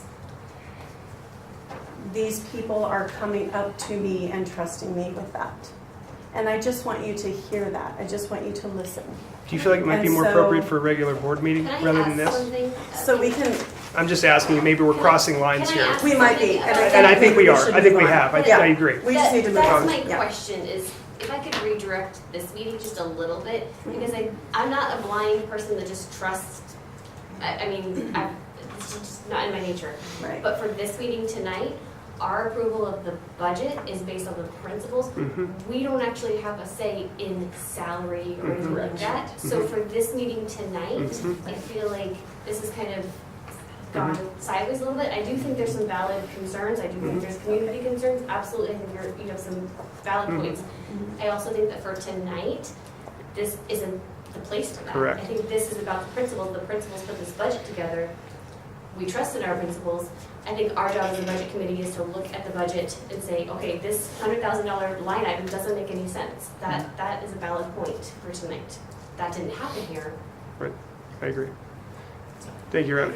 Let me rephrase, kind of come back to this. Any more specific discussion regarding line items here of what you've seen presented in the budget? Again, salaries excluded, off limits. Yes. Okay, Charles. I'm going to vote for this budget because I want to give my trust to the district staff and the principals. But I don't think they've earned it in this process from me. I'm going to give it, but I don't think they've earned it. We've only had 2 meetings. Some of the information is brand new tonight. Some of it we have to figure out for ourselves. There's not been any open discussion about pedagogical values relating to the budget. There is this district's goal of graduating 100% of the students. Well, they can do that by just sending them out the door. A higher goal might be your special ed goal, which is to develop each student to their highest ability. Now, that would be a good goal in an educational institution. But we haven't had that discussion in the budget group, and the items I'm being asked to review and ultimately approve are ones that I have no relationship with the pedagogical goals at all. And that disturbs me. I'm in fact a little bit insulted to be sent to 2 meetings and asked to approve an $8 million budget without, 4 hours worth of work. And I put probably 8 or 10 hours worth of work into reviewing the materials that were sent to me. And I just have a lot of questions about that. And I think the community probably has a lot of questions about that. I think we have had insufficient time with the principals. I think we've had insufficient time with the staff. But I'm going to give you my full trust because you worked hard on this and you know more than I do about the process. And I don't want to presume that I have more knowledge or have a superior viewpoint than yours. But I'm unhappy with the minutes. I've expressed that. Very insufficient detail over the process that we went through in the first meeting. I'm going to say that if we had minutes on this, I hope they improve. But I would strongly urge the district to improve the quality of meetings that you ask us volunteers to engage in so that we have a more full understanding of the pedagogical values that you put into your budget and that you give us time to comment, remark, suggest, and that you respond and prepare your budget on the basis of those interactions with us. That's what I would suggest. But you need to earn my trust, and I don't think this 2-day process has done that. I again will speak up because of just all the years, all the experience I've had. Our administrators only have a limited amount of time, and they've spent many, many hours in their buildings with the people that they need to talk to and get input, and they just don't have a lot more time to give to coming here or for us to have meeting after meeting. It's just not reasonable to expect that of them. And so I guess I would encourage for budget members, if they feel like, you know, I don't really know what's going on, start attending board meetings. Get to know the district better. That's really helpful, things like that.